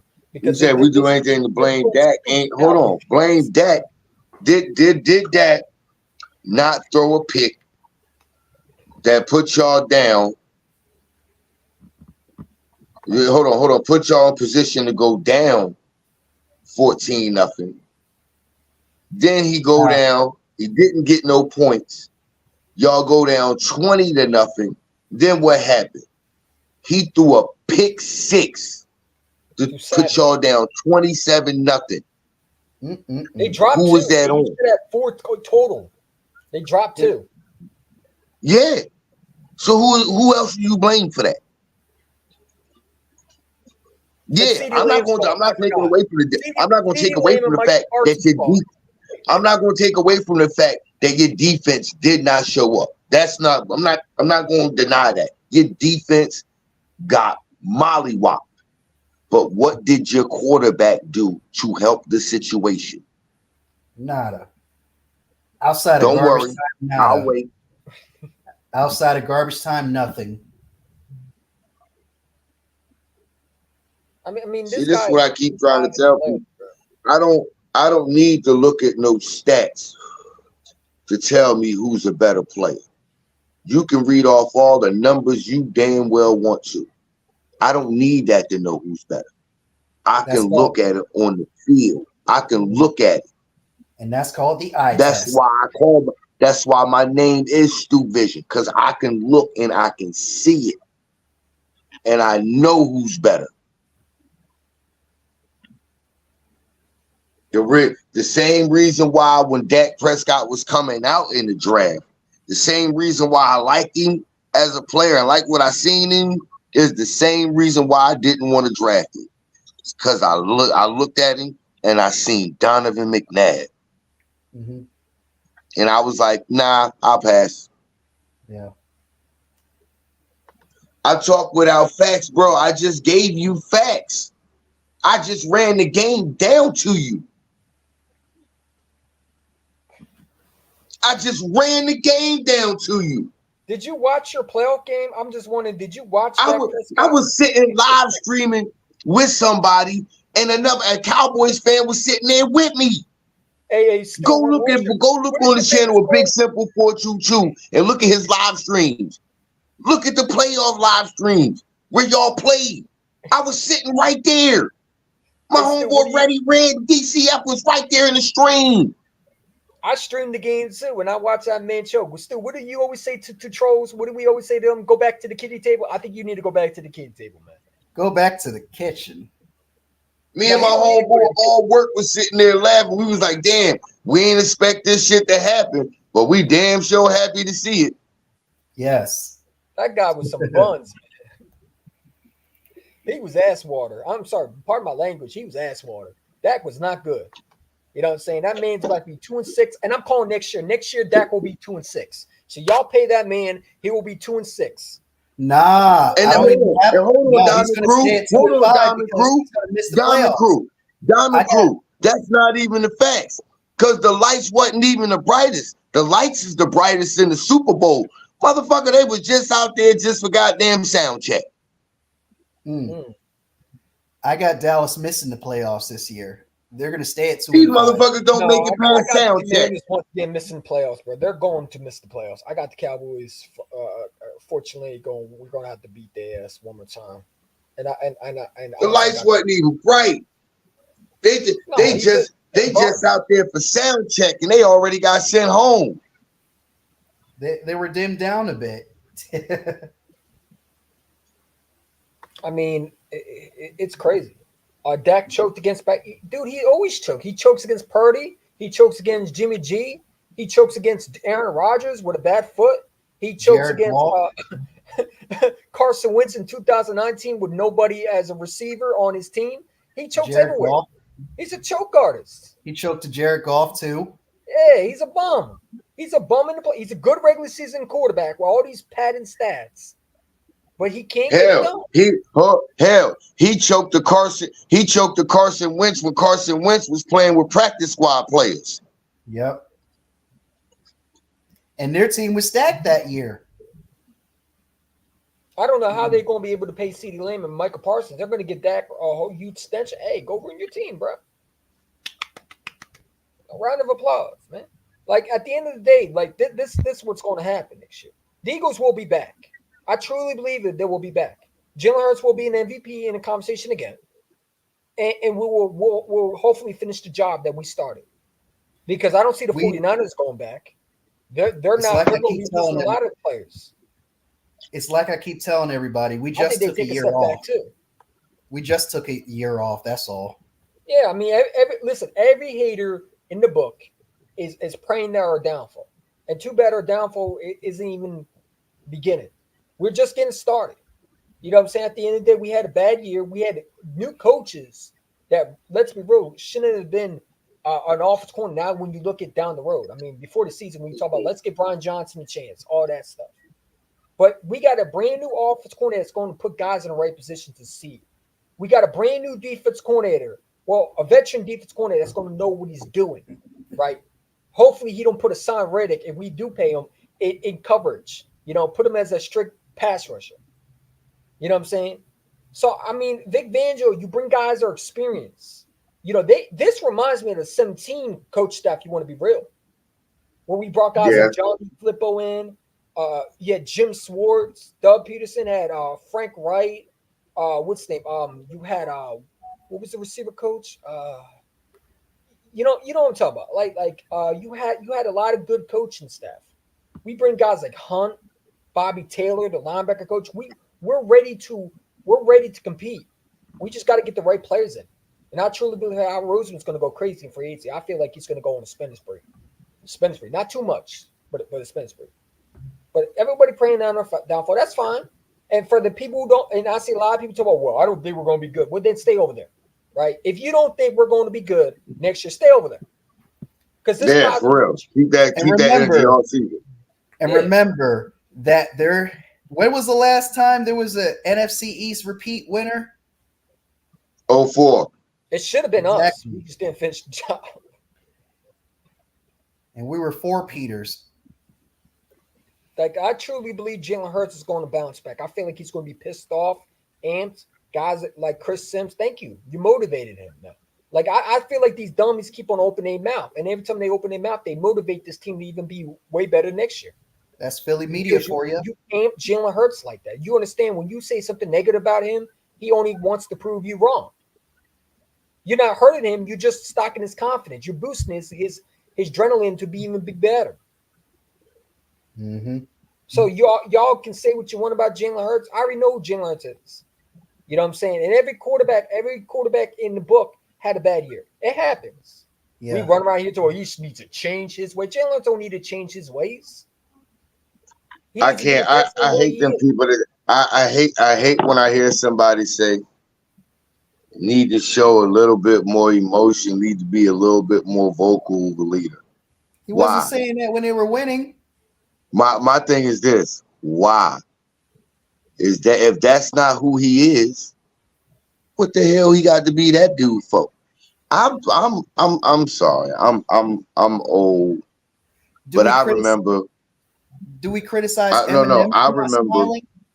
I remember in Philly, we prided ourselves on people being authentic.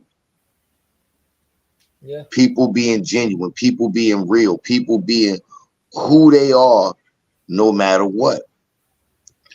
Why we gonna ask a motherfucker to be somebody he not? Like a robot. Do we criticize Eminem for not smiling? I mean, a lot of times I don't. Let me keep it real. A lot of times I don't. But you know, like everybody talk about, well, why does he do this? Listen, man. What did AJ Brown said? And by the way, I love what AJ Brown said on WIP. He said this: "I'm that leader. That's not Jalen Hurts. I am." I'm gonna go ahead and tell you this. That's not what he wanted to say. I know that's not what he wanted to say. That's not that. You know what word he wanted to say. Yeah. You want to say, "I'm that nigga. I'm that nigga." Yep. That's what he wanted to say. I feel like AJ Brown held it up a little bit because I feel like he would have. Hey, bro, I'm sorry. I would not have held that in. I would have said, "Hey, look, I'm that nigga. That's the nigga. I'm that nigga." I would not have held that in. I'd have let it go. Did it? Look, this is a PG show. I'd have like, did I cuss? Did I cuss? No. Okay, then. What we talking about? I'm different, bro. Like, cause see, and here's the thing about it. Me talking like that, Ike Reese would have understood. Okay, I'm on here with an old nigga. And you saw how they were backtracking too. Oh yeah. Oh yeah. Oh, I love when see, that's the thing about it though. That's what a lot of people in the media don't expect. Mm-hmm. They don't expect to get called out. No. Me, I'm different.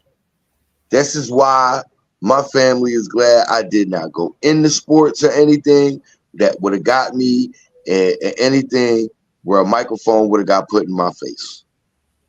Could you imagine? Because they know me. WIP calling. They know me. Could you imagine Stu and what's his name, Spike Eskins talking to each other? He don't want that. He don't want that.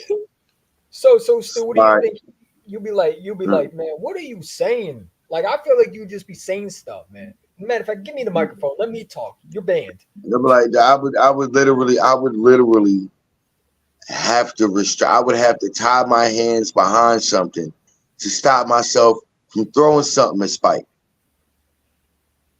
I'd be like, Spike, why are you talking? You should not talk anymore. This is not what you're good at. You shouldn't even think. That isn't even a strong suit for you. Because when you think, you will have something to say, and you don't need to talk. Mm-hmm. Like I promise you, I would want to throw something at him every time I look over. Man, you say something, I'm gonna hit you. AJ Brown stood on business. That WIP was beautiful, and everybody, you got again Dan Siegel. We're not even gonna talk. We're finding a new name for him. We're gonna call him Fatso for now. He's not even Dan Silio. We're gonna call him a new nickname. How about Oswald Cobblepot. Huh? I'm gonna call him Oswald Cobblepot. Mm. I don't know if y'all remember, but the old original Batmans with Michael Keaton back in the day. Well, Batman Returns. That's the one where Danny DeVito plays the Penguin, and his real name is Oswald Cobblepot. That's Dan Silio. Oswald Cobblepot. Yeah, because He he's tries the to villain think in he's a Philadelphia, kingpin, man. but really he's a penguin. He is. But like he talked about AJ Brown's a cancer, a diva for going up. Listen, he had to defend himself. And I don't mind what AJ Brown did. I loved it. I loved every minute of it. Right? That's a leader. That's a guy you want on your team. You know, he talked about I love what he said. He said that I'm the guy that stands up to the bullies. He was talking about WIP as the bullies. They just didn't catch that. You know what I'm saying? You know, Right? Not just them. Trust me, if he get a chance, he calling in. If he get a shot too, he'll call in the Craig Carlton. He'll call in the over there with Chris Sims. Trust me. Look, AJ Brown is one of those dudes. Yes. He one of those dudes. Yeah. Yes, he is. I mean, yeah, he speaks his mind. He speaks his mind. I mean, you just And I don't love know it. why I they love complain. it. And for some odd I reason, love it. people have a problem with that. And when they get confronted, oh man, they really start to backtrack. Yeah, they start acting like bitches. Like what's that one dude name that was hiding behind Ike Reed's skirt? What's his name? The dude who made the trade proposal. We should trade Patrick Surtain for AJ Brown. Yeah, Ike Reese literally dominated the entire conversation That dude's a of questions. goofball, man. He really should be Hey, fired. I'll be right back. Heard.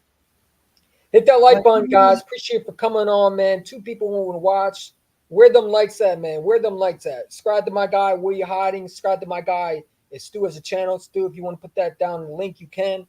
Definitely go subscribe to him because, like I said, if he starts making videos, he's gonna go crazy with the videos. Most My definitely. guy hiding. Where you hiding? He be streaming. He be doing some everything. You know. So if you like everything about Philly sports, college football, Ohio State fan, you're a big Buckeyes fan, there's your guy. There's your guy. Yeah. You know what I'm saying? What else we talk about? We hiding. What else did we miss? What have we not covered? That's basically the question. Oh no, man, this is fun, bro. This is fun. I don't want It is.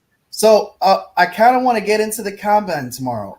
So what are you going to be looking out for the most as far as the combine? I know you mentioned 40 speeds. Kind of go over what you're looking for tomorrow. I mean, to me, I'm looking at the drills, right? It's not about the 40 time for me, right? Because the 40 time, you know, it don't mean nothing to me, right? It some way it does, but doesn't really at the same time. I'm looking at the drills, the cone drills. Can they bend? Right? The linebackers, can they get down? You know, can they get down and plant their feet and able to when they do the drills where they're going like this, can they follow the ball? Are they be able to cover? Will they lose how would you say, will they lose sight of direction? You know, I'm interested to see guys like Edgerrin Cooper. Is he able to understand where the players can he get there, right? Can he get there? And those drills are very, very important, especially linebacker drills. You know, it's all about your footwork. You got to be able to make those plays. You got to be in that right position to tackle. And I'm hoping Howard Roseman's looking at not the 40 times, right? Because the 40 times don't mean nothing to me. I've seen 40 times where guys go crazy with the 40 times and end up being bums. You know what I'm saying? Jalen Rager had a perfect 40 time. He's a bum. He was a bum. You know what I'm saying? Mike McMullen had a great 40 time. He was a bum. So again, the 40 time don't mean nothing to me. It's the drill, the footwork.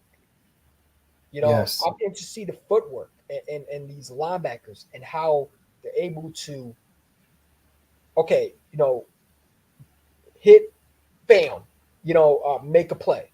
You know what I'm saying? Ready, bam. You know what I'm saying? Like be able to hit whatever target. Like, I don't know, man. I'm in CC the linebackers, the receivers. I'm interested to see. I want to see if they can get in and out of the routes. Safeties. I want to see a guy like I'm interested to see Kitchens. I DM'd my guy Stu his highlights. That dude's a dog, and I would not mind the Eagles drafting a safety. You know what I'm saying? That's a need too. Yeah, Kitchens. I think Kitchen goes in the first. You know what I'm saying? But I'm looking at safeties, linebackers, receivers, because I do think we need a number 3 receiver. Running backs maybe. That's last resort. I would say that probably for the later rounds. Yeah, but receivers, linebackers, and safeties would be my positions. Yes. Also, corner too. Corner. I think that we're going to definitely be it. So basically, I'm not too far off from your ballpark as far as that. My main priority is obviously linebacker, but second after that is probably safety, and then third is corner, because we can't stress enough how much we need a linebacker, but they won't listen to us. Go out and get Jeremiah Trotter Jr. if you could. Maybe you might want to save him for the second round. I wouldn't have a problem with that either, but right now, corner and linebacker is our top 2 things we need. Man, I'm sorry, safety. Listen, my dream scenario is 2 things, right? 2 separate things, two different scenarios. Get Patrick Queen and Edger Cooper or Jeremiah Trotter, right? Or sign 2 linebackers, whether it's Devin White or Patrick Queen or Willie Gay, right? And then that'll put emphasis on it. But my second one, and I keep on thinking it might happen, is the Eagles go out in the first round. They take Edger Cooper. Then they go in the second round and they double back and they take Jeremiah Trotter Jr. with the first second round pick that we have. And then the last second round pick, we take a receiver. Mm-hmm. That would be a perfect draft for me. Because let's say you like both players, take them. Why not take 2 linebackers in this draft? Hell, take 4, right? We need as much linebackers as possible. Much linebacker depth as possible. We are thin at linebacker. You know what I'm saying? So if you can take Jeremiah Trotter Jr., a guy that can cover, and Edger Cooper who can really knock you know what into the dirt, then you do it. You do it. Hey, take 5 linebackers. I don't care. If the Eagles go out and just drop every linebacker on the board, I'm okay with it. You know what I'm saying? Oh my God, it's an old man on the screen. Boo. I'm just playing. It's a Philly thing. I did send Stu that dude right there, Kamir Kitchens. I'm really high up on him. Yeah. I think he's the best safety in this draft. Kitchens would be a nice piece. He reminds me of Javon Holland from the Miami Dolphins, where they drafted Javon Holland with Vic Fangio, and you saw how he turned out. I'm looking at Kamir Kitchens, the Miami Hurricane safety that I showed Stu, and I'm looking at a guy like a Javon Holland. Would he fit that type of role? Would he fit that type of role? I would love a guy like Kamir Kitchens. You know what I'm saying? Now, my guy Stu might not agree with me because he don't think safety needs to be addressed. But what? Listen, I want to draft in the safety. Wait.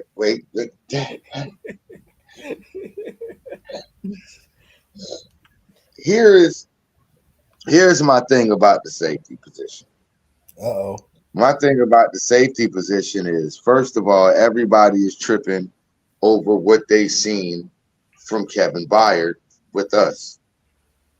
You expected him to play good in this secondary when you getting play calls from 2 different play callers during the games, and then the one guy that you were getting most of the play calls from, he's no longer calling any of the plays. You got to listen to the one dude that had you as the worst 3rd down defense in the league. Mm-hmm. You expected him to play well. Obviously, you don't know how to analyze football. Same thing with Shaq Leonard. I wouldn't judge him wholly based off what I got out of him either, coming into the situation that they were coming into. I would be willing to restructure Byard's contract Bradbury? and extend him out for about another year or 2 to spread out his cap hit. and see how he works in Fangio's defense, which everybody should understand. I'm tired of all of these Fangio disciples. Now we got the goddamn architect of the scheme running. So I would say when it comes to I would extend by at least 1 or 2 more years, spread out the cap hit, whatever. That way you have a veteran leader in the safety room who has experience, who can answer some of the questions for these young safeties and actually be like a coach on the field for them. And at the same time, if you're not going to get rid of Bradbury, hell, move his ass back there too. Now, I know EC1 has a problem with Kevin Byard's age. What are your thoughts about keeping Kevin? I don't got a problem with Kevin Byard's age. I got a problem because we're going to have to. His age combined with his cap hit. Yeah. It's the combination of age and a cap hit. But at the same time, it's about the same age that Malcolm Jenkins was. Yeah, I mean, but dude, let me tell you something. As a matter of fact, I'm gonna tell you right now. Go ahead. He is 1 year. He's basically the same age Malcolm Jenkins was when he came back before we won our Super Bowl. Mm-hmm. Matter of fact, we won the Super Bowl that year that Malcolm Jenkins turned 30. Yeah. Kevin Byard is 30. Yeah, I mean, we still got a couple of good years out of Malcolm Jenkins after that. But like my guy, it's Philly thing said, I would love a guy like Kamir Kitchens. If you draft him draft him. I wouldn't mind him, right? I'm like I said. Now I'm not against drafting a young safety. I'm not against that. And the only reason why I say that is because of Brown's injury. Because I don't know when he's going to be back, right? I think Sidney Brown's a starter, but at the same time, like. Well, here's the thing, though. We actually last year during training camp, we actually tried Mekhi Gardner back there at safety a couple of times, and he had some good play back there at the safety position. Yeah, that's another thing, though. Mekhi Gardner, I like him because he's a press, bump, and run corner. Mm-hmm. And that's what I want to see. I'm sick of all this off coverage. And I think they do it so much because they don't have a lot of guys that can play press, bump, and run coverage. Mm-hmm. Well, that's what Mekhi Gardner does. He's a press, bump, and run corner. Yeah. Yeah. But like I said, man, if you could get a guy like a free agent, like what's the name? McKinley? Isaiah McKinley. Kool-Aid McKinstry? No. The giant safety.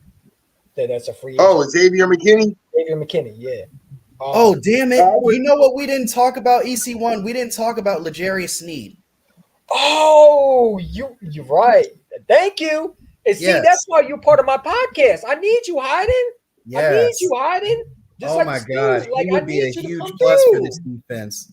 He would be a huge plus for this defense. Yeah, but did they franchise them, man? So what they said is they are planning to use the franchise tag, and if they cannot work a deal, they're going to use that to try to facilitate a trade where they can get something back for it. Yeah. But what the Kansas City Chiefs have, what we as Eagle fans have to understand is this. That ain't going to be Howie Roseman. Because we ain't giving up all these draft assets and paying you. We just did that with A.J. Brown. We not doing that for a corner. No. Yeah. No, the only corner I can see that we give up assets is Patrick Surtain. Is Pat Surtain or Sauce Gardner or hold on, who's the other boy? Sauce Gardner's available for trade? Nah. He not, but you know what I'm saying? I know Jalen Johnson was the guy that I wanted too, but the Bears might lock him up for long term. I tell you who I wouldn't mind. Another dude I wouldn't mind trading for, Xavier Zaire Alexander. I think he's a free agent. Nah, you know they're gonna keep him. Ooh, man. Yeah, that's the Packers defense right there. I mean, You know they're gonna keep him. They not letting Zaire Alexander go. That's the shutdown corner. Would you sign Xavier Howard? I know that's a big discussion with a lot of you fans. Would you? Would I? Yes, I would. Yes, I would. In a heartbeat. Hayden, would you? I would. Xavier Howard. He's old to me. I would. Here's why I would sign him.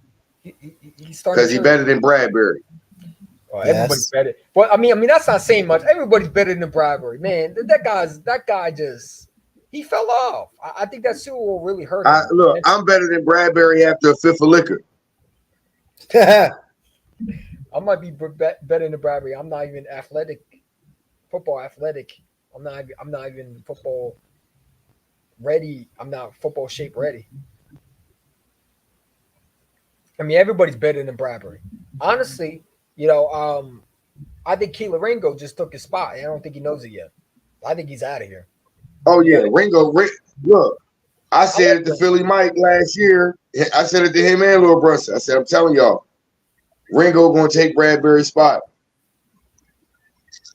I'm telling y'all, Ringo going to take his spot. Nah, I'm telling you, Bradbury coming off All-Pro. Yeah, I don't give a damn. Ringo better. Yeah, Bradbury didn't show up. Like, period. Ringo is better. Now, I will say this, dude. Do you think this scheme could make Bradbury a little bit better? I mean, because you said about Byard too. So I mean, and our scheme was bad.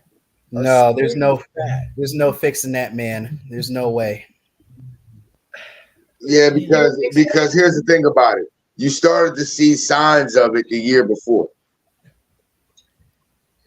Mm-hmm. Kind of started to see signs of it the year before.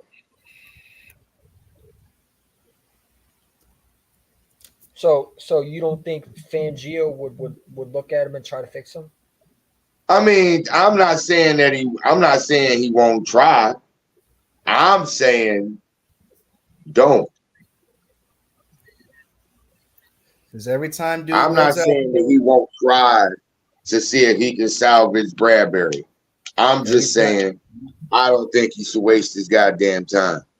Every time he breaks a nail out there, he can't tackle all of a sudden. Yeah, I just think it's a waste of time.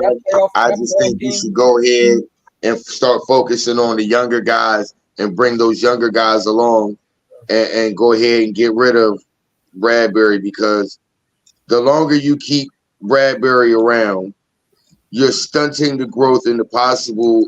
You're stunting you're keeping a young guy from getting the playtime that he needs and the experience that he's going to need to grow and get better in this league. You know what I'm saying? You're taking away the best teaching tool that you can have for that player, and that's actually having him out there on the field. So, like, trust me, we sat there and we killed old boy from the Commanders that kept getting cooked, the rookie. Oh, you're talking about what's his name? Payne? Nah, it can't be Payne. No. Fuck, I forgot his name.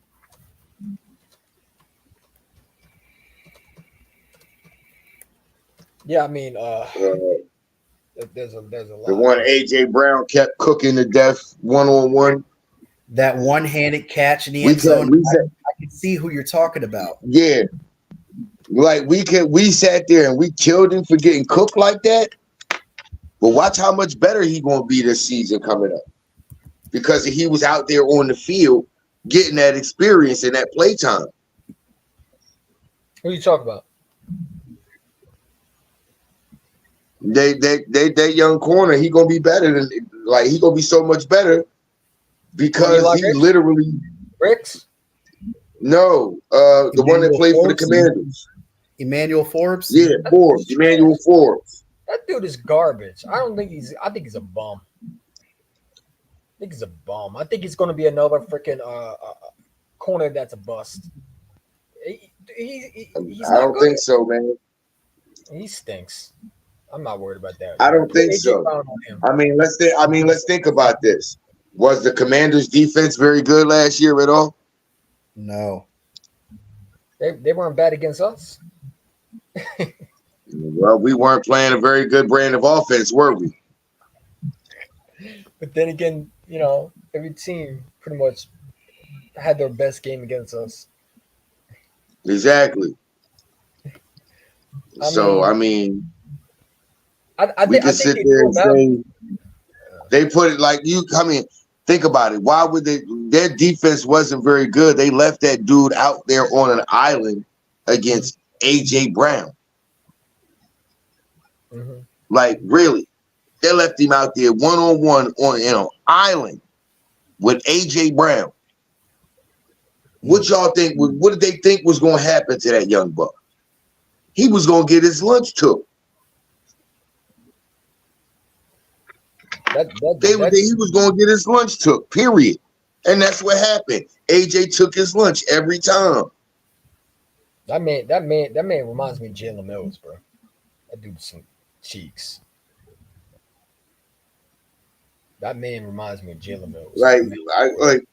But like I said though, he gonna be better for that though. He may not be better against AJ Brown or better against the Eagles, but he's going to be better for that and being out there having that experience. Well, I mean, they did draft him to try to stop Monty Smith. You got a point. You got a point there. Look, he's only getting his feet wet. All he did was just get experience. He got experience. He got reps. He got used to the NFL game speed. All of that. Now the game's going to slow down for him. I think the Giants should trade Deontay Banks. I don't think they deserve a good corner. They're not trading him. He's good. They're going to look him. They're going to end up keeping him his entire rookie contract and then letting him go because he's going to realize he's in a shit situation and he's not going to want to play for them. Do you hear they believe in Daniel Jones again? Oh, God. I heard about that crap. They believe in Daniel Jones. They're going to keep him and they're going to get him receivers and offensive line help. I've heard some of the dumbest arguments on TV this morning about should the Giants trade or keep Daniel Jones? Should the Bears keep or trade Justin Fields?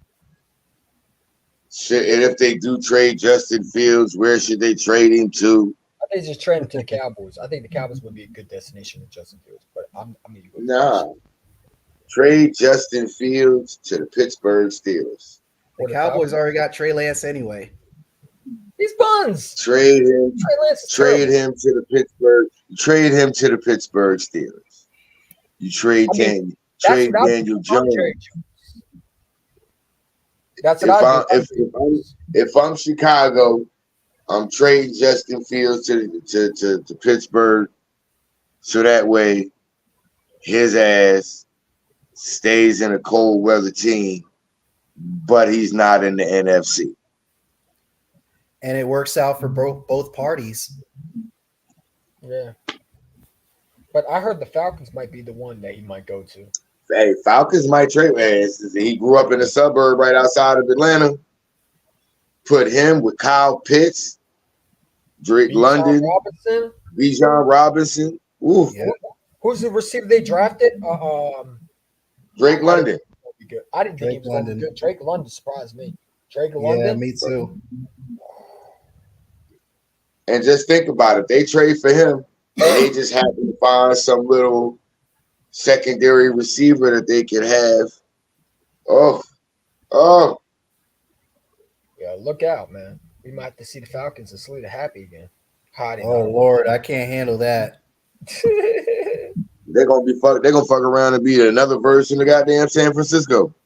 Only thing about it is they got to get that defense together though.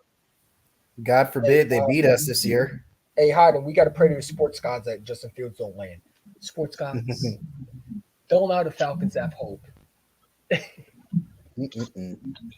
They always screw us, Hyde, and they're going to screw us again. Justin Fields going to be a Falcon, and we're going to have to hear from Slater all year. Yeah, my Falcons are better. He's better than Hurts. Oh, my God.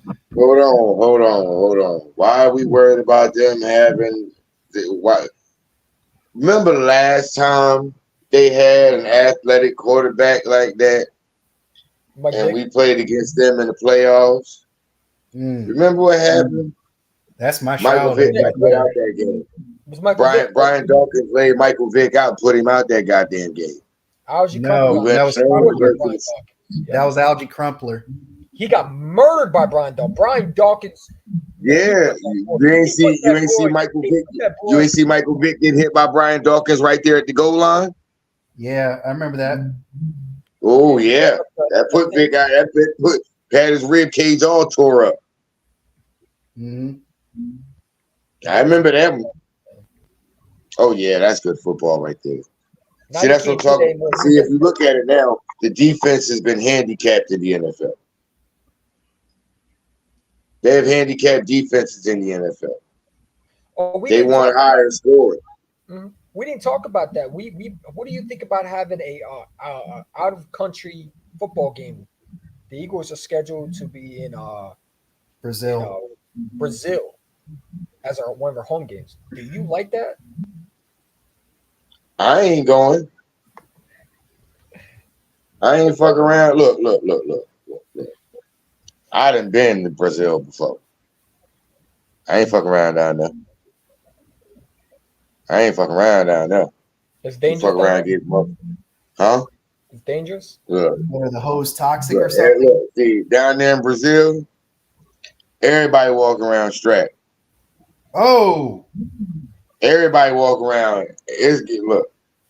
I don't know if y'all seen that one, that Fast and Furious one where they was down there in Brazil.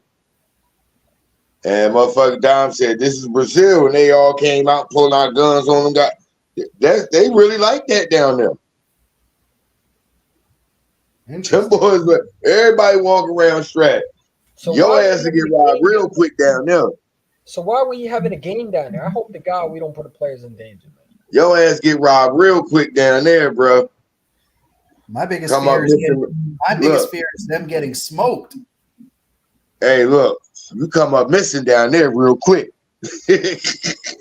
Tell you that down in South America, or you come up down to South America. So yeah, you come up missing real quick. Oh shit! Brazil, Guatemala, Peru, all of that. Yeah. Do you come up missing real quick? Motherfuckers think they come up missing in Mexico. You better not be shit. You're safer in Mexico than you are any further south of that motherfucker. A lot of times when they show on the news and they show they talk about a migrant caravan headed toward the United States border. 90% of the time, you know what they showing you? They showing you a clip of those motherfuckers from South America coming to the Mexican border.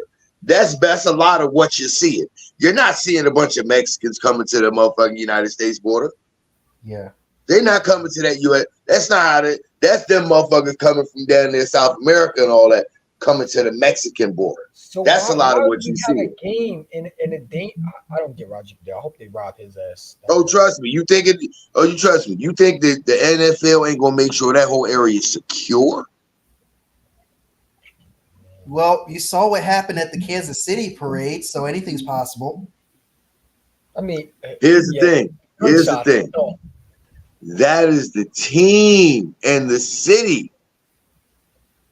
Let Philadelphia do that after a Super Bowl. They wouldn't give us a day. Oh, no. That ain't going down at the Super Bowl in Philly. The fans is trying to fuck up whoever fucked up the good time. You ain't making it to the police ain't going to get to arrest you. They just going to have to put you in a bag. Yep. They're going to have to put you in a bag. Because, bro, you fucked up a good time. You're going to be waking up. We fucking you up. Nah, you ain't going to the ICU. I see you when we lowering you down in that casket. That's what the hell it was. And that's how that's going to go. Yeah. Finish him. That's how that's going to go. Fatality. Choose your weapon. God. Ooh. Damn, man. Damn, man. So you got anything final thoughts before we head out? Anything we got to add? We talk about Snead. We pretty much talk about everything. Hassan Reddick, rumors he might be traded. Got final thoughts? Early My prediction. final thoughts is this. My final thought is a question. Who do y'all want for wide receiver 3? I'm gonna stick with Would you be okay Olamide with Marquise Zaccheaus. Brown? I'm sticking with Olamide Zaccheaus. That dude has had limited snaps, and I really want to see him shine in the slot. He can really shine with AJ Brown and Devontae Smith if you give him a shot. But we can do so much better with him. We can do. I like Zaccheaus, but we can do so much better, man. I like Give Zaccheaus. me one of those guys in the draft. Like, what's the guy's name? I looked at him. He's from South Carolina. The receiver that's in this draft, the dude that's built like a Debo Samuel, AJ Brown. What's his name? But what if we could get our hands on Calvin Ridley? Wouldn't mind that. I wouldn't mind that at all. Because he is a free agent. But I think he's going to want a lot of money. Does he want a lot of money? Does he want to win a Super Bowl? That's the thing. Like I said, though, if we can create that cap space that we can create,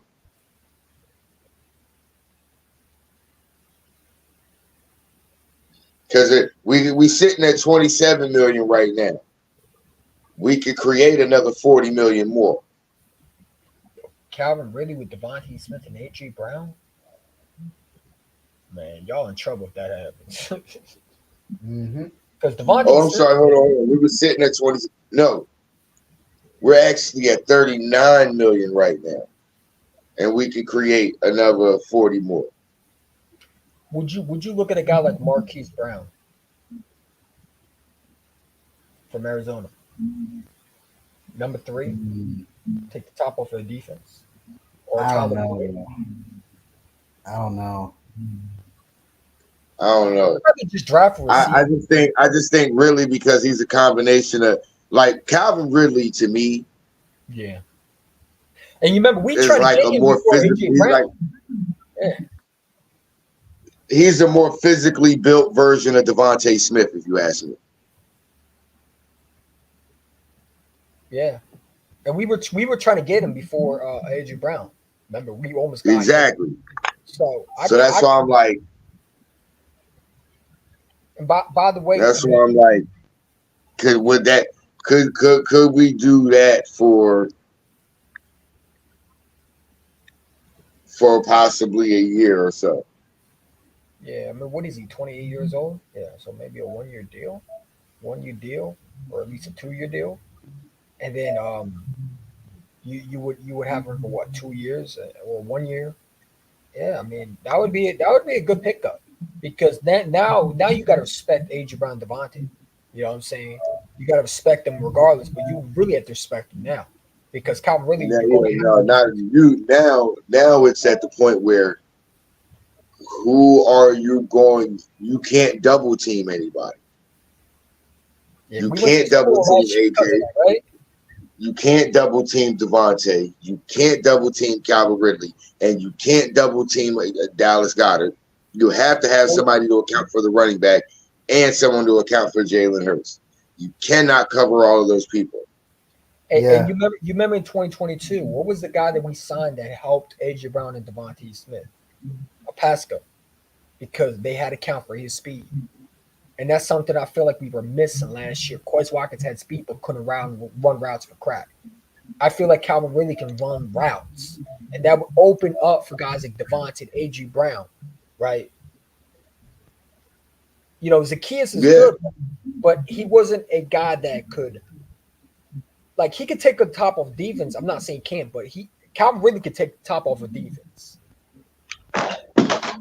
Hey, look, I can tell you right now, Calvin Ridley, him and Zaccheaus, yeah, they actually played together in Atlanta. So, yep. So it's not like, you know what I mean, they would be unfamiliar. Zaccheaus wouldn't mind being a number 4. and he still get to stay home and play. And then maybe at number 5, we sign Julio Jones back. No play.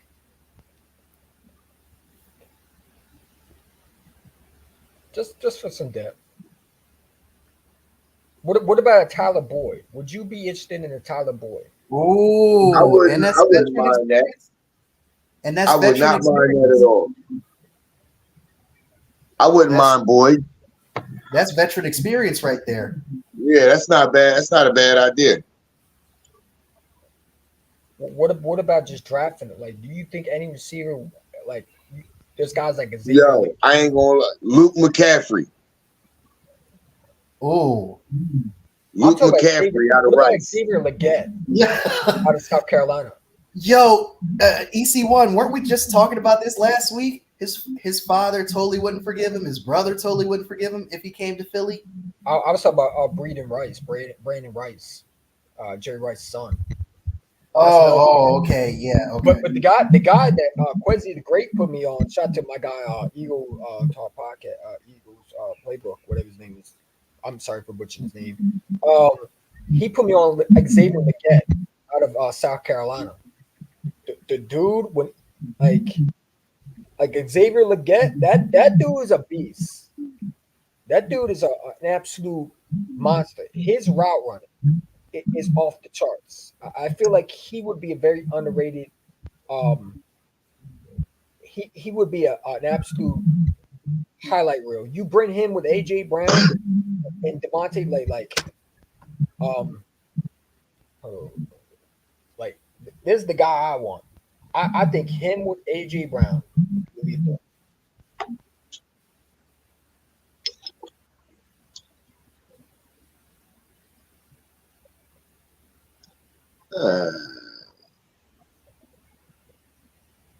Like, just look him up. I mean, that's his name. Xavier Leggett. Mhm. I mean, he had he has AJ Brown vibes, and if you can add another AJ Brown to this thing, big body. Hey, look. Let's see that. But see, that's why I asked the question earlier. Would you want the combination of Justin Jefferson and Devontae, or Justin and AJ, or do you want? Like, that's why I said it's so different, because if you look at it, AJ, he's built a certain way, but he got that hops too. But so does Justin Jefferson. Yep. I mean, so now you look at the situation, you like, damn, which one do I pick? It's a hard. That's a hard hustle right there. Just imagine if Howard Roseman somehow pulls something out of nowhere. And I don't think it will ever come true, because there's no physical way it would come true. But he goes out and gets Justin Jefferson in the trade. So now you have AJ Brown, Devontae, and Justin Jefferson. If Howard Roseman does that, he's a genius, bro. He's already a genius now, but he would be. I mean, I don't know how you would work that, because you have to sign. I'm trying to figure how he would work that too. It's a little tough. That's a difficult one right there. Yeah, but this is the guy I'm truly interested in.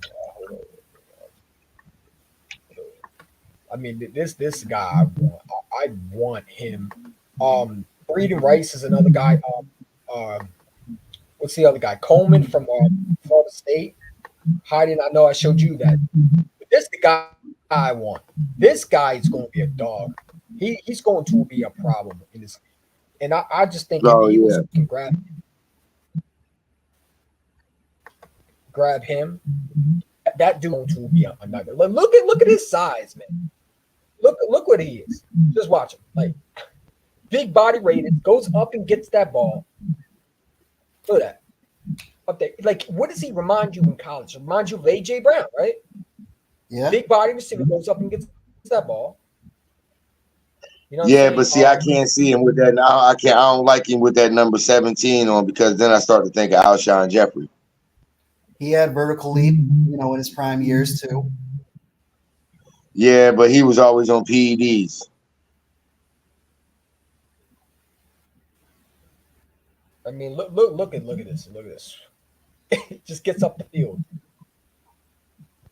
Look at that. That's just natural talent right there. I could see him going to the first round because like Damn, he ate there's his so many lunch. good receivers in this draft. Yeah, he definitely did.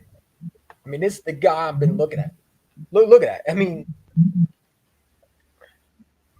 look at that. Like, dude, like get off me. He's a beast, man. He's a beast, and you add him with AJ and Devontae. I don't know how you're gonna stop this offense. Like I feel like if you get another premier receiver, right? Like we talk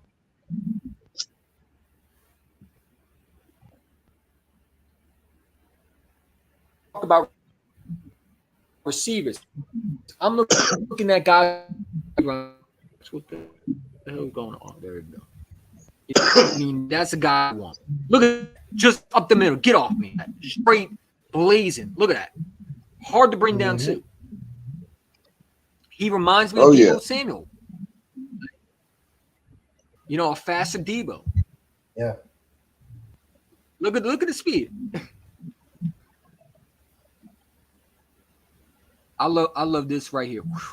Puts big body in the frame. Dude reminds me of a physical AJ Brown. Like not no one could be AJ Brown, but I'm just saying like his comparisons are gonna be off the chart, man. You know, look at that. Stiff arms a guy.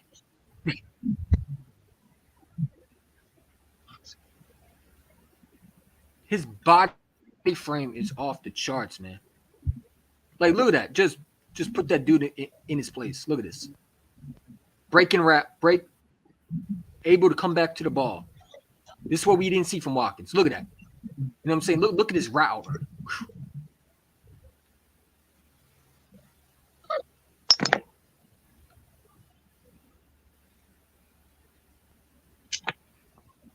I mean, dude, like, come on. Come on. You got to go for a guy like that. You add him with this core. Could you see Kellen Moore with this offense, how explosive that would be? Yes. I mean, look at this. Wide open. You know, so he got to keep his feet. He got to stay on his feet. But look at how he comes back to the ball. And he's slippery too. He's slippery too, and I like that. He's slippery. Look at this, man. He's making some big boy catches. That's a grown man. A grown man. You know what I'm saying? Heidi, you talked about another receiver. You talked about we talked about Breeden Rice, a guy that I would love to get. Yes. You know what I'm saying? My fault, Stu. You know what I'm saying? I'm looking at Breeden Rice. What's his name? The receiver, Coleman. What's his name? Tevin, is it Coleman? Coleman from Florida State. That dude's a beast. You almost said Tevin Coleman. Yeah, from the Falcons. Keon Coleman. There we go. But that guy's a beast, man. I mean, his route running, and shout out to the guys who made this. I don't want to take credit for them because they might copyright me that. But this the guy I'm looking at. That guy's still nervous. His Wi-Fi acting nervous. Can we see this? Can you see this, Hayden? Yep. Oh, snap. That's one-handed. Oh, wait. Look at that. That's a guy that I would love to have. And he mossed him. Straight out. Look at that. Woo! Oh, my God. Super Mario. I think it's going to go in the first round.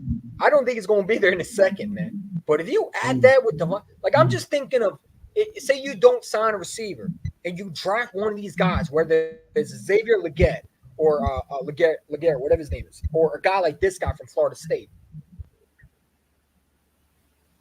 Like anything, you got to get a number 3, in my opinion. Like, look at this. George Pickens Jr., man. That's what he reminds me of. George Pickens, bro. Mm-hmm. I wanted George Pickens, and he's coming out of college. I wanted him coming out of Georgia. I wanted him. Yeah. I mean, just look at this. Look at this. One-handed. Like, come on, bro. Like, come on. This is nasty right here. Wide open. Bro, like, there's so much somebody talent. like these receivers. The receiver talent is crazy. Yeah. Receiver talent is crazy. But the thing about it is, my thing is, I don't think we need receivers. I think we need a bell cow. We just need a slot receiver and probably one of the late We rounds. need a bell cow. Look at this, man. Come on, bro. We need a bell cow running back. Oh, you know what? I that running back that I told everybody about. What's that guy's name from Auburn? That Auburn running back that's coming out. What's his name? What's that bell cow Auburn running back? What's that running back from Auburn? Hold on, look it up. That dude's a beast. Like, I gotta say a new word, but yeah, that from Auburn. What's his name? 2024. I think this was his name. Hold on, let me find it. Hold on. Right here. Is it from Auburn? It's this dude right here. Hold on. Oh yeah, Allen. Breland Allen. That's his name. Breland Allen. Okay. Yeah. That dude. Did you watch him? Breland Allen. Breland Allen. Is that his name? That dude's is a physical running back. But he's not a guy that can catch out the backfield, I don't think. He's a guy. I guess that's what we keep Gainwell around for, catching out the backfield. So boo. Exactly. You know, say this guy that would be a perfect bruiser right here. You know what I'm saying? This guy would be a perfect bruiser. Just the way he hits the holes. Look at that. That's Wisconsin, not Auburn. He reminds me of, huh? Oh yeah. That's Wisconsin, not Auburn. I said Auburn. Look at that. Just get off me. You know what I'm saying? Look at it. Power right here. He reminds me of Jordan Howard a little bit. Doesn't he, where you hiding a little bit? Yeah, a little bit. I can see that. Like, Stu, what does he remind you of?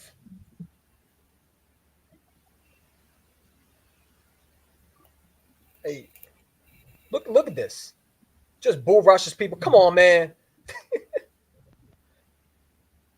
Oh, he got to work on that speed. Holy shit. He got Jay speed. I don't know if y'all remember this running back from back in the day, but he reminded me of Ron Dane. Wow, never heard of him. Oh, man. Big Nebraska running back.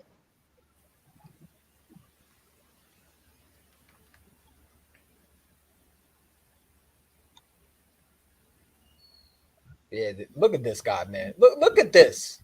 This is crazy. You got look at this right here. Up the middle he goes. And he reminds me of it. He's a little shifty too. He's shifty. I mean, I don't know, he kind of look like Josh Adams. No, please don't say that. Josh Adams. Oh. I had hope for him. I had Tanner hope for him. Kind of built like him. Tanner Mordecai. Yeah, he's slow. Look at someone call him from behind. He got that Jay Ajayi speed. But Jay Ajayi has some quickness. You know? Yeah. But yeah, look at that. You can't get tackled right there. Yeah. He has no acceleration. He got top speed, but he ain't got no acceleration. Nah. Like, that nigga will stay on the third gear. Like, I don't know, man. Right there, he got to work on his angles. His angles are look at his angles. I mean, Kind of look like his DeMarco Murray. Oh, DeMarco Murray. He wasn't a bad running back for the Cowboys. We just used him wrong.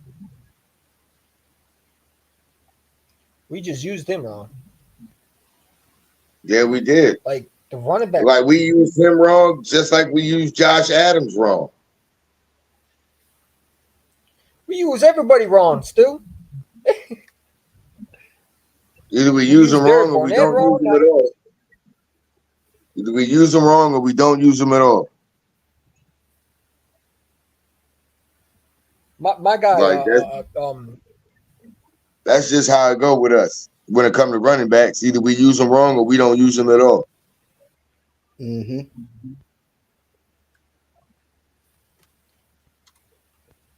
my guy Quincy, a great shot to him, but he put me on this dude right here.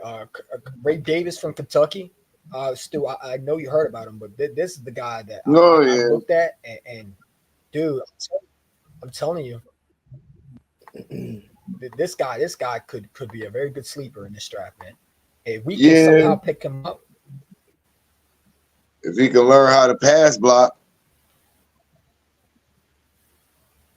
Oh yeah, because Gainwell won't be on the roster. If he can learn how to be a pass protector, because if not, that means Gainwell gonna be on the field. Man, they just got to get him out of here, bro. Trade him in the package for Satan, man. Bradbury, a second round pick, and send his ass to the Saints. Send his ass to the Tennessee Titans. Isn't he from Tennessee? Matter of fact, send him to the Broncos. You know, Sean Payton like using small goons like that. He traded away Darren Sproles from us when he was traded Darren Sproles to us when he was with New Orleans Saints. Yeah, they still bitter about that. Yeah, he's still mad about that. Stu, I would like that too. He said this too. I would like the draft of Ray Davis. He's very underrated. Look at that. Look at this, man. Come on. Shout out to Quincy the Great for putting me on this. Look at this. Woo. Just look at this. Like, look at this cut, man. That is a look at that. They don't teach patience like that. They don't teach patience like that.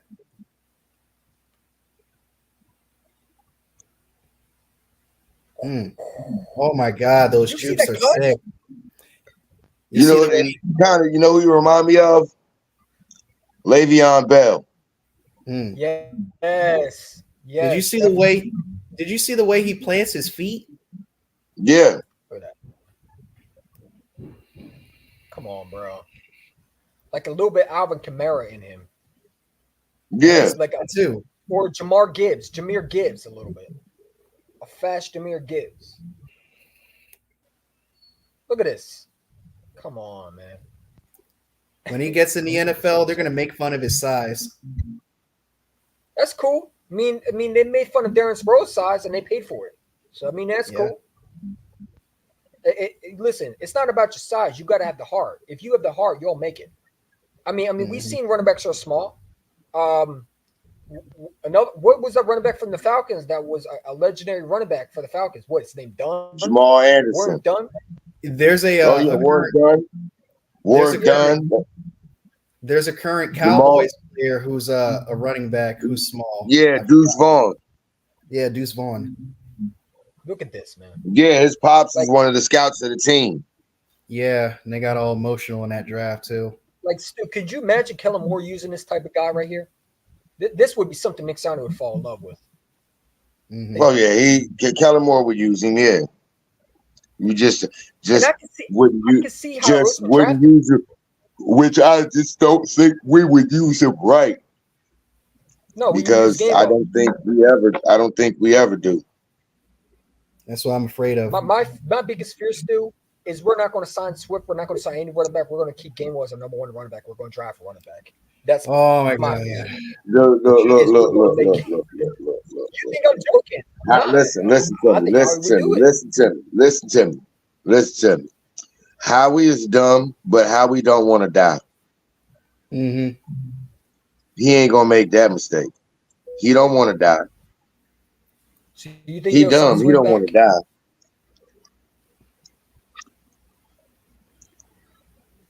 Do you think Swift comes back, or do you think they go after another running back like Pollard?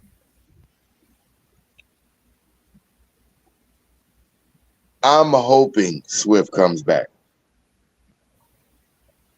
For sure. Would I be opposed to Tony Pollard? Absolutely. You want Would Tony I? Pollard? Huh? You want Tony I Pollard? just don't. I don't want Tony Pollard. I don't think he's. I don't see it with him, man. Now, Like this with is him, all interesting. I see is a bunch of speed and shiftiness. But if he get caught in that hole, somebody running head up on him, man, he going down. Does he remind you of Donnell Pumphrey a little bit? For all the hype? No, he reminds me of Kenyon Barner. Ooh, yeah. Look at that cut, bro. I met Donnell Pumphrey's uncle one time. Did you tell him his son sucked? I mean, his I ain't gonna get disrespectful now. Oh, it's not disrespectful. It's the truth. He stinks. He gave me hope. Damn, what's I his don't know name? why he gave you hope. Because he broke Marshawn Folk's record. Remember? So he was 4 foot nothing. Couldn't nobody see his little ass. That's what I hope he was another Darren Sproles. Running around looking like Adam Ant. I knew he wasn't gonna be shit. I seen this the moment they said his name, I said, what? I said, oh, this ain't no good. I said, this was a waste of a draft pick. Still, I'm just glad it was a late round pick. Oh my God. Whew. This guy reminds me of Boston Scott, Stu, right here. Look at this. Who the hell calling me? It's how you better go. Pick up. You better go check on your patients. Heidi, look at this, man. He was one of the best running backs in the Big. He was one of the best running backs in the Big Ten. That was Emma from Senior Care. Emma from Senior Care at 10:15 Yeah, Emma from Senior Care. or 10:15. You act like I give a damn about him.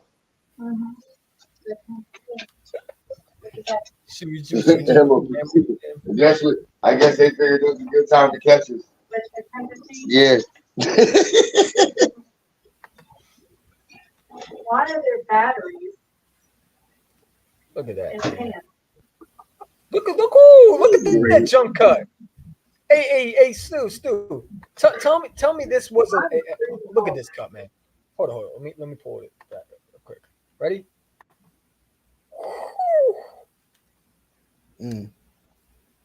Oh my God. That's wrong. Look at this. Oh man. Yo, what is? Oh wow. You think he goes? You think he makes it in the second round? I think a team like the Buccaneers will take a chance on him. No, he's a top 15 pick, man. You think he goes in the first round? Yes. Nah. He was one of the best running backs in the Big Ten. If not the best, he's the best. Hey, listen, I wouldn't mind the Eagles drafting him. You pair him up with Swift. You have Swift and him in the backfield with Hurts. Oh my God. Oh my God. Like, just think about that would be like a Darren Sproles Jr. over here, man. This small dude, like, Like we need a guy like that. Since we lost Mighty Mass, and Boss Scott's a free agent this year. Do the Eagles bring him back? He always get re-signed to a year deal. Yeah, I don't think they're going to sign him this year though. I think he's a free agent. I think he walks. He stays. Yeah, I don't know what would be the point of bringing him back. They don't use him. They like Gainwell too much. I don't know why. Matter of fact, if you want you want a better Gainwell, just draft this guy right here. Draft Kellen this guy Moore's right going to here. bring a different philosophy. Watch. Yeah, Gainwell will be an All-Pro next year. Oh no! Y'all tripping. Still Gainwell gonna be or all bro. Yeah, okay. Still going to be saying, Easy One, you remember when you were hating on Gainwell? Well, look at our All Pro. He going to be changing his tone. Gainwell, all pro. Yeah, all right, bro. Hmm. Okay. Look at his cuts, man. You won't get me to believe. You won't get me to believe Gainwell or all pro next year. I believe it when I see it. You think he makes I got a the better first chance round, of getting. Yeah, that's first round.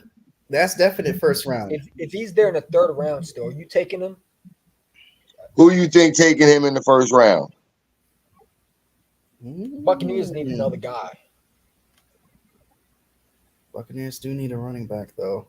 You know what scares me the most is would the Buccaneers go out and get Swift because they killed him? Would the Buccaneers do that? Would they make a move for DeAndre Swift because Swift murdered them, and they don't want the Eagles to murder them anymore? With I don't know.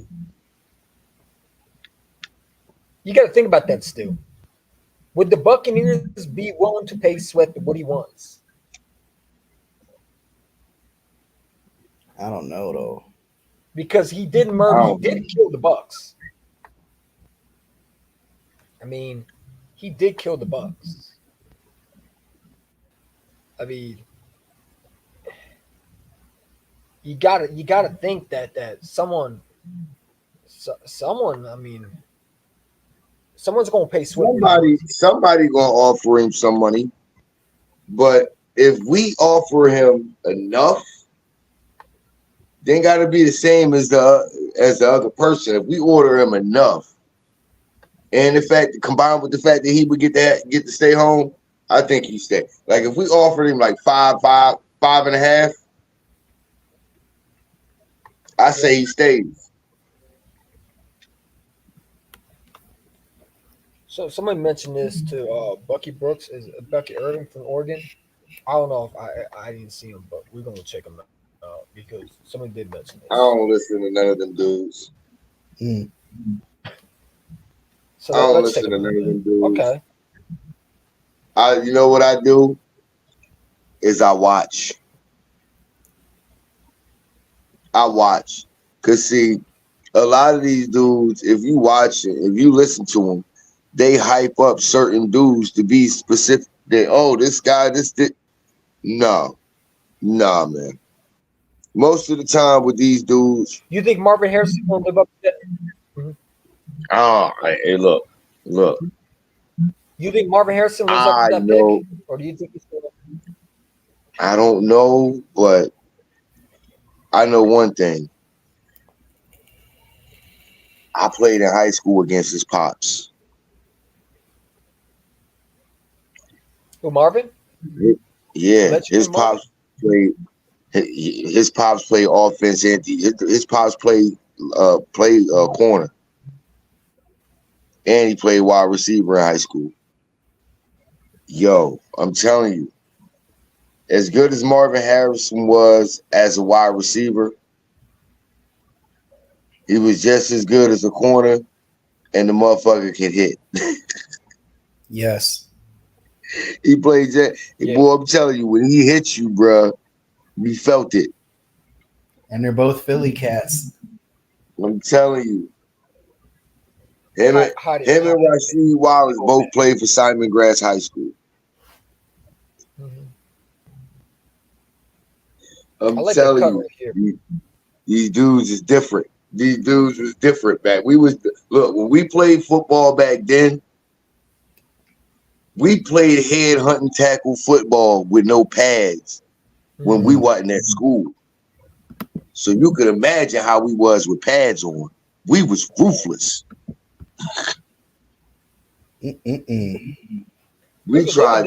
We was look back in the 80s and 90s, bruh. When we hit you without pads on, we was trying to crush you. So if you had pads on, we was trying to take your life from you. That's how hard we was trying to hit you. Wow. Yeah, We was trying to make sure your heart stopped beating. Yeah, for sure. We was trying to hit you. We was trying to hit you so hard that you was gonna lay down. Every time we hit you, we wanted you to actually have to lay down for a few minutes. You got to you had to lay down and recalibrate. Running back right here. Hey, Hodden, I like this running back right here. Do you like him? Oh, boy, out of Oregon? Yeah. How do you feel about Bo Nix? No thanks. We're going to be a backup. I think the Giants drafted him with the first pick. Maybe I think the Patriots might look. The Giants and the Commanders, they need quarterbacks. The Patriots do too. The Commanders, more than anything, they need an old line. Who needs it more than the Giants, though? Yeah, they're all the Bears. Crappy. They're going. The Bears need a whole line too, though. I don't think Caleb Wood's going to live up to that hype. I don't. You know what? I don't know. I think it depends on where he goes and the type of culture that he goes into. If he goes to Chicago, I don't see why Chicago would do that, though, man. They ain't doing nothing but doing the same thing over again. Exactly. You drafting a rookie quarterback going into the season with a lame duck coach who, if he don't do good, you're going to most likely fire him, and then you're going to have to start the whole process over again with this young man going into his second year with a new head coach, new offensive system, new scheme. You're doing the same thing over and over again. You've been doing this since Mitch Trubisky. Yeah. And I think if you give Justin Fields Marvin Harrison Jr. with DJ Moore, who says he can't be better? And by the way, the Bears picked Mitchell Trubisky over Patrick Mahomes. Ouch. Yeah, and Deshaun Watson, too. Yeah. That's excusable, though. In hindsight, it's excusable. But on the night of the draft. Didn't they just draft Justin Fields, too? So it's like, and I thought Justin Fields was a pretty good quarterback for what they I mean, come on, man. You can't give up on a quarterback. That's like saying give up on Jalen Hurts this year and draft another quarterback. And then when that quarterback don't see me, that's a clown show, bro. You stick with one quarterback and you build around that quarterback until you can't. Bro, they've been a clown show since '85, man. Mm-hmm. Like, think about that. They have not had a franchise quarterback since Jim McMahon in 1985. And he wasn't even the franchise quarterback back then.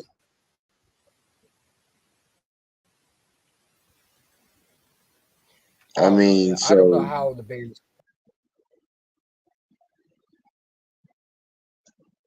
Like, the game wasn't even centered around him back then. It was centered around the defense and Walter Payton. He was really the definition of a game manager. Hit the wrong button.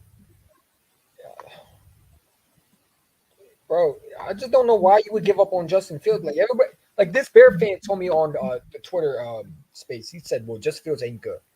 I think it was an Eagle fan. He said, I watched Justin Fields. He's not that good. He has no offensive line. So, of course, he's not good. Zero. The dude be running for his life the moment he snapped the ball.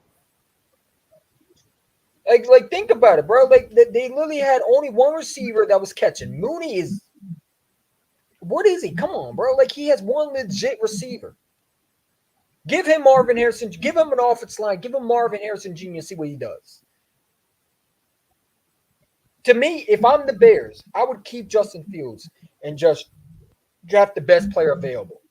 Other than If I'm the Bears, I drive back to 3, pick up some extra picks, take Marvin Harrison Jr. at 3, come back with my second pick, draft an O lineman. Hopefully Tyler Guyton's still there. I snatch him up.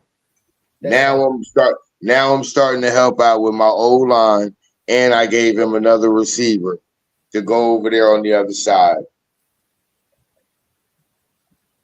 Because you're only going to put the new quarterback is going to be in the same situation, and Caleb Williams can't run like Justin Fields. But then again, you come back in the second round, and you go back to the O line. You just keep getting. You know what I'm saying? You just stockpile that. It's the trenches. They gotta fix the trenches.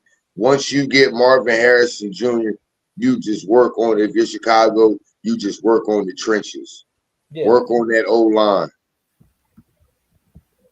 Like Caleb Williams can't run like Justin Fields, bro. So if he has no offensive line, he gonna get sandwiched, bro. Hey yo, another thing I think we got to do is we got to figure out who else we gonna have at tight end. Because if Albert O don't work out, Jack Stoll and Calcaterra, well, I don't know what they're gonna do with them. Well, we did sign Alex O back. If that means anything. Yeah, I know, but we don't know how that's gonna work out. That's true. Yeah, that's you're right. I was looking at that tight end out of Iowa, Eric All. Eric All. Eric All, ALL. Eric All. I was looking at him. He was looking it looked like he got some physicality, some physical traits to him. And you know them Iowa receiver, them Iowa tight ends, you know, the Kittles and the Laporta and the Hawkinsons and the Iowa tight ends. Is this guy you talk about right here?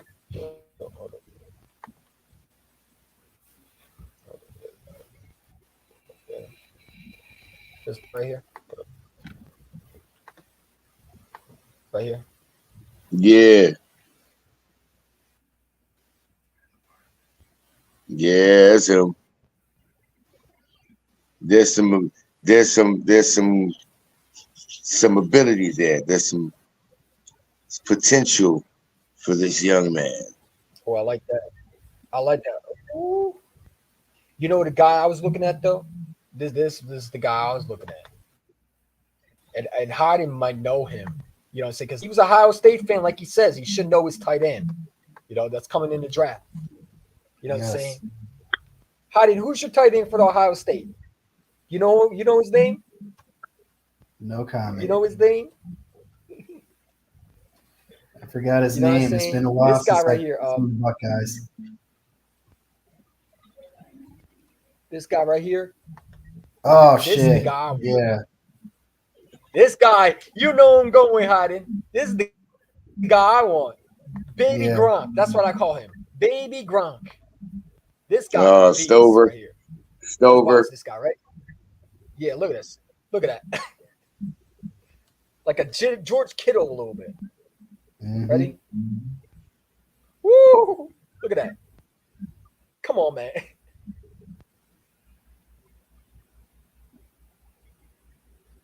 Woo! Yo, I love those physical tight ends that are not afraid to lower their pads and bully you. Yeah. And you add him with Goddard. You mean like a Dallas Goddard?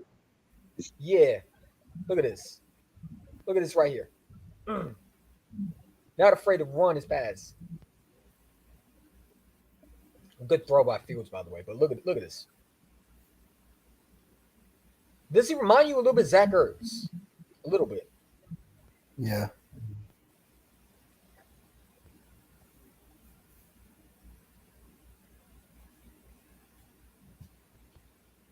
Caleb Stover will be a good pick. Yeah, I can see him in the third round. Would the Eagles go? Do the Eagles go after a tight end in this draft? They need one. That'd be shocking.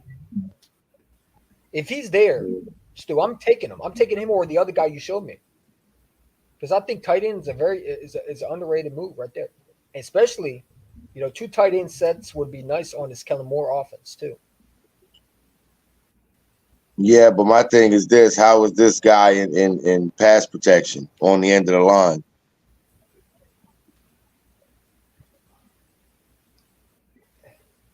I guess we'll find out in the combine. Mm-hmm. This is gonna be interesting. Look at this right there. He reminds me a little bit of George Kittle, doesn't he? I know the number one tight end I would want would be Brock Bowser, but look at that. And they show it right here. Let's see his pass protection.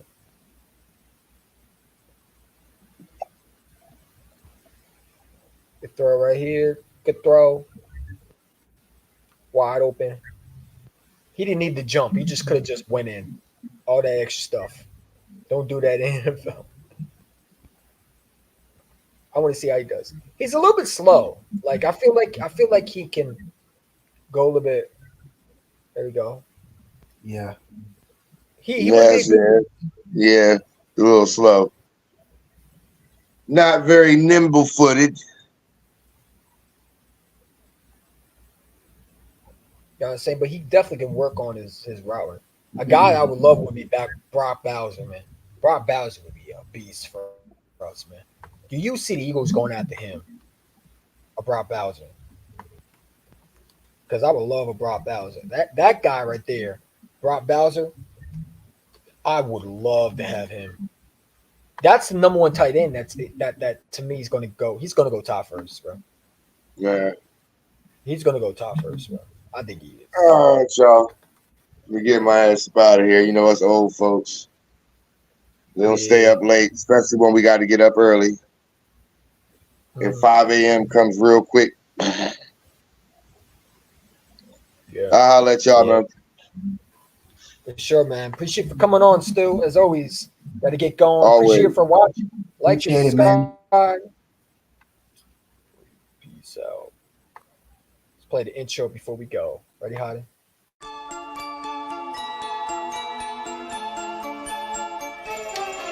Thank you.